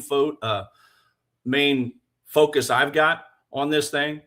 If I were to be trying to take advantage of a big intervention on this thing, I kind of think that maybe the Bank of Japan has already been doing this to begin with. I really do, because, the dollar, if we look at the index, the currency indices, the dollar clearly was the winner. Okay, the other 7 majors had a decline. But dollar yen during the course of this war has stayed in this range. Okay, we haven't seen any big uptrend like we had seen in some of these other major pairs. So is this the Bank of Japan just slowly accumulating yen, accumulate, and that's why it's not going up? Possibly. I don't know. That's just kind of the way I looked at it, because why is it not going up when everything else was? So just something to think about. They could be just doing one gigantic distribution or accumulation of yen, if you wanted to look at it that way. So that was kind of my thinking, because otherwise, again, why would it not be going up? And again, a lot of it too is you got other intervention traders out there trying to short this asset, buy yen, sell dollars. So yeah, grand scheme of things, between the intervention, the war, some of the dollar fundamental reports going downwards lately. Remember, it was the strongest currency. Now it's down to a 45%. Okay, if we take a look over here. So it's just been in an interesting spot for dollar yen. Why is NVIDIA pumping? I don't know. Go look at the chart of it. NVDA. Yeah, I know this. We don't really do a whole lot of stocks over here. I don't even know if I have that one on my list. NVDA. Take a quick peek at it. Oh, it's going up. Okay. It's a pumping. I don't know. What kind of a news we got down here? 30 billion from China's infrastructure. Yeah, I got to be honest with you, ladies and gentlemen. I don't get too deep into all the number side of things when it comes to stocks. I play in FX land mostly. But just looking at the technicals over here, NVIDIA. Yeah, clear uptrend, 4-hour chart. And I don't really see much in anything as far as demand goes. Yeah, I don't know. Good question on that. But we are getting close to an overhead resistance for sure. 212.18. So perhaps we'll see a brick wall. Let's look at the zone on this. Okay. So just real quick on this, and then I'll get back to FX land. But we do have a little bit of a daily supply that we're just about to slam into. If we have, okay, we already have. So there you go. So it's currently bouncing into a little bit of a daily supply. And then of course you got your high point up here, which is where I would, just put in my blue dash line there, just see what happens. If we can bust through that, then I would say that's a breakout. But I'd be afraid to call that a breakout yet. Not until it passes through the technical level there. So, yeah, good stuff. Good stuff. Good stuff. All right, getting back over to FX land, guys. And we'll take a look at a couple more of these. What else did I have over here? Israel, Lebanon, 3 more weeks of extension on their ceasefire. So, yeah, a little bit, just a tiny risk on move for the day so far. Let me go back to my 30,000-foot view assets over here. Okay, we got our volatility index pretty much to decline again. So this thing had a big spike up when the week opened, and then we just went sideways on this. So it looks like a little bit lower or higher highs, a little bit lower lows. So it's a little bit of that fanning out action, the Discord joint indicator or the megaphone pattern, guys. I put that on a shorts. If you want to check out my shorts, go over here sometime to FX Empire Network. I've started playing around with the thumbnails a little bit. But disclaimer, watch all of Nick's stuff first, guys. He is super in-depth on everything. But if you're up late at night, it is a weekend, and you just want to mess around, but you don't really want to get too serious, go watch some of my shorts. I think you might like them. They're just little nuggets of, tidbits of information to help on technicals and some of the fundamental side of stuff. So thought I would share that with you guys. But again, Nick first, me second. Okay. Is that fair? Mine's just more so for the entertainment value. Let's see here. What else we got? Dixie. Okay. Having a look at the Dixie again. We did have that push up through the course of the week, getting a retracement now. But this is all keeping in mind, guys, that we had bounced into that daily 4-hour demand. I know I've mentioned that a few times lately, but yeah, I still wanted to, I still want to keep an eye on that, because at the end of the day, that was quite the strong zone of demand that we got to bounce from.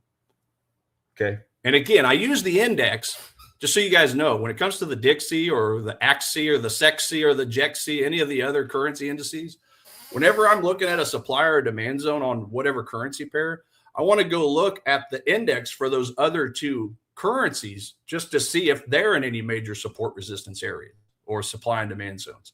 Because if they are, that's an extra odds enhancer for that currency pair. Okay. If I'm buying dollar yen, okay, it's nice to know that I'm getting a reaction off of a daily 4-hour demand to the upside.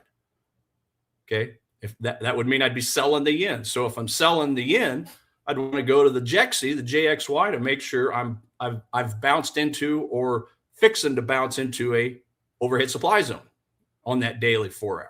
So again, it's just a little bit of confluence, a little extra confluence that I personally like to use. I don't know if any of you guys have done that or not, with support resistance or anything, but try that out sometime. You'll see that that's just an extra little bit of odds enhancer. It's extra, a little bit extra bit of confidence in that trade opportunity for you. Let's see here. What else have I got? Oil. Take a look at oil real quick. So we did bounce through this minor supply I was talking about. Again, this is going to hinge on what we get this weekend. If we get bad news out of Islamabad, and this is pretty well neutral, I think, at the moment, talking about WTI. But if we get any negativity, guys, then this minor downtrend, you could say, is probably going to flip back to the other side. And I've kind of drawn this green projection lineup, assuming things go bad. Okay. Assume the worst, hope for the best. So if things go south, there you go. Now, it was a little bit of nice news getting that 3-week extension on Israel, Lebanon. Okay. Keeping it kind of subdued somewhat. But the reality is we did bounce through this minor supply. So the next step is really looking at this supply over here, which it wouldn't look exactly like that. I'd have to get down in depth with it a little bit more. But that's one thing I'm looking at. If we can break this structure like this on some negative news out of Islamabad this week, then, technically I'd just be looking for a retracement back to demand. Because to me, this would kind of turn into the new impulse leg, right? Actually, I would probably pull that down a little bit more. Well, I guess I would. I'll tell you what. I would make that look a little different. I would probably start it down here, but if you wanted to look at it from the resistance turning into support as far as the zone itself, then yeah, that's why I drew it up like that. But either way, yeah, break some structures, get some retracements from a technical level. That could be a little bit of a trend reversal, but we still have to have edge finder confirmation. We just don't have that. Taking a look at my neutrals over here, just see what oil looks like for you guys real quick. Dollar Swiss, yeah, Akosi Badong, yeah, and pound Aussie, yeah. Let me get to that. Yeah, euro oil. There we go. U.S. dollar oil or U.S. oil, guys. So technicals, it's already so the moving average that Nick has within the parameters as far as saying if that trend is up or down, it's already flipped bullish. Okay, I just look at it a little different. I look at some breaks of structures, a couple other things, but there you go. We're just not getting any help on the sentiment side of things right now. Now we do get the COT report later today after the market closes. So as always, guys, that thing's accurate as of Tuesday, so 3 days old. But again, big banks and institutions, they're not always trading on an intraday, style like a lot of us are. They're in it for the long haul, weeks, months, sometimes years. So it's a good opportunity to see where they're positioned, see if we can ride their coattails and see if everything matches our fundamentals and our technicals. So that's why sentiment score is so important. But we just don't have that at the moment for oil. It's neither bad nor good.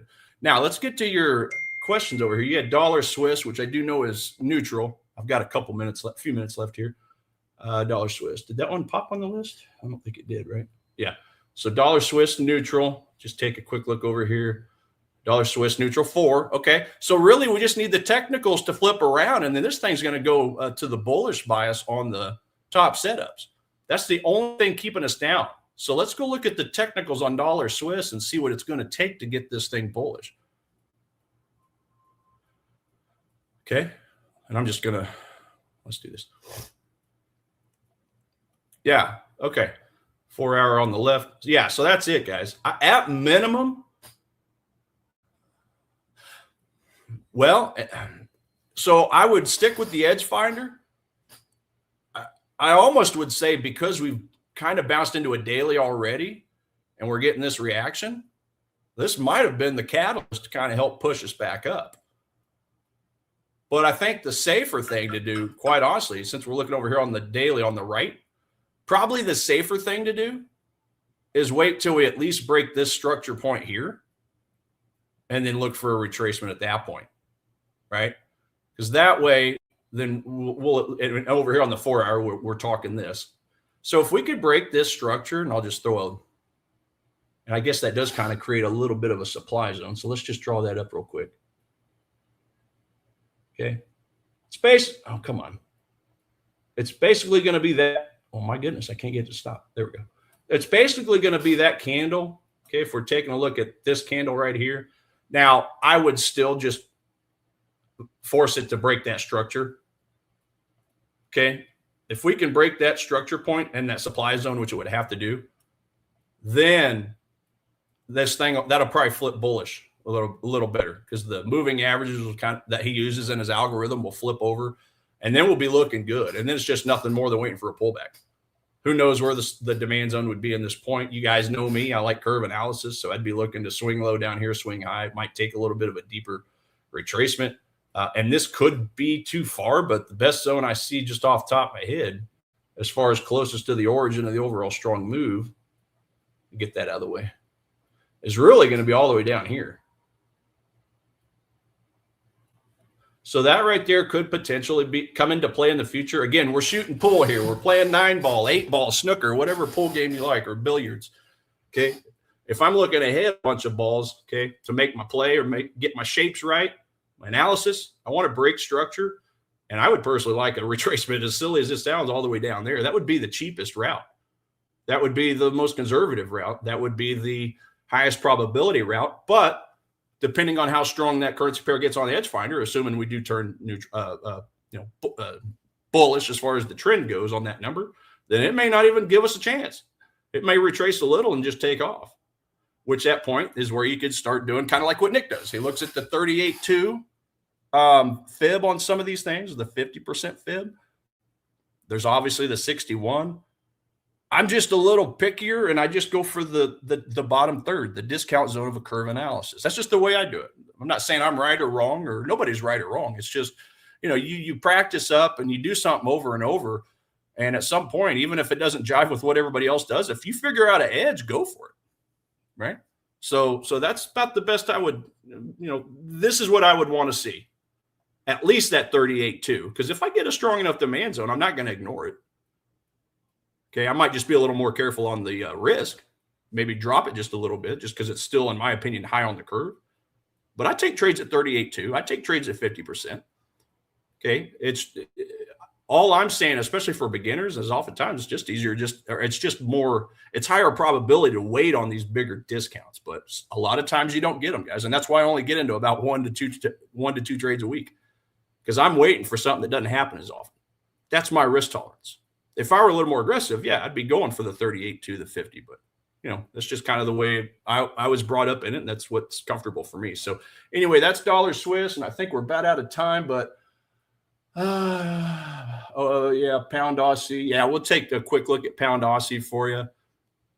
I do believe that one. We'll get that pulled up over here. Pound Aussie, pound Aussie, pound Aussie, pound Aussie. Yeah, I think that one's not quite on our list yet, but let's take a quick look at the technicals. So pound is the strongest currency. Keep this in mind. And the Aussie is the second strongest. So this is what I personally don't like to see. I don't want to trade two very strong currencies or two very weak currencies or two middle of the road currencies. I want to trade something like a pound, or I'll say yen, and compare that to a Swiss, a Kiwi or a Swiss. That's what I personally like to see. And that's why I haven't placed a whole lot of trades, because again, they've all been hanging out in 40 to 60% range pretty much, and just kind of going sideways. But we'll take a quick look at it anyway, and then we'll wrap up, get up out of here for the day. Pound Aussie. Okay, so my 8 is below my 21 on the trend. So this is a mechanical down push here. Okay. Dailies, we go to the 4 on the left. It's going to obviously give us a series of lower lows and lower highs. Yeah, I wouldn't want to sell the pound with it exceeding expectations on all of, except for 2 of its reports, because on 2 of them, they were a neutral. Okay, they met expectations, so it just kind of cancels itself out. But of the ones that either beat or exceeded expectations, every single one of the British pound exceeded expectations. So I personally have no interest in trying to short this, even if we do get a retracement up into a zone, something like this, just because of that. I don't want to sell strength. I want to buy strength. But if we're just looking at the technicals and supply, okay, that would obviously kind of be it. But then you got to worry about the fact that this is one big giant cluster, you know what? Okay. So I think there's going to be better assets out there for us to trade than a pound Aussie, but that's at least a little bit of a technical look for you, despite the fact that both currencies are quite strong right now fundamentally. So just keep that in mind. Ladies and gents, I'm up against the clock. I got to get up out of here. Have a wonderful day today. Yeah, start looking out, start plotting and planning some zones and some spots for you guys to start digging into some FX trades next week. I think we might have some better opportunities, way better than this last couple of weeks, because again, the Aussie, the yen, and the pound have gotten some strength. Peace out, everybody. We'll talk to you next week. Thanks again for watching today's show. Our goal at A1 Trading is to continue to share free value to our audience through daily videos and articles, keeping you up to date with the latest market coverage. If you enjoy our content, make sure to subscribe for more. From all of us at A1 Trading, have a great day, and we'll see you next time.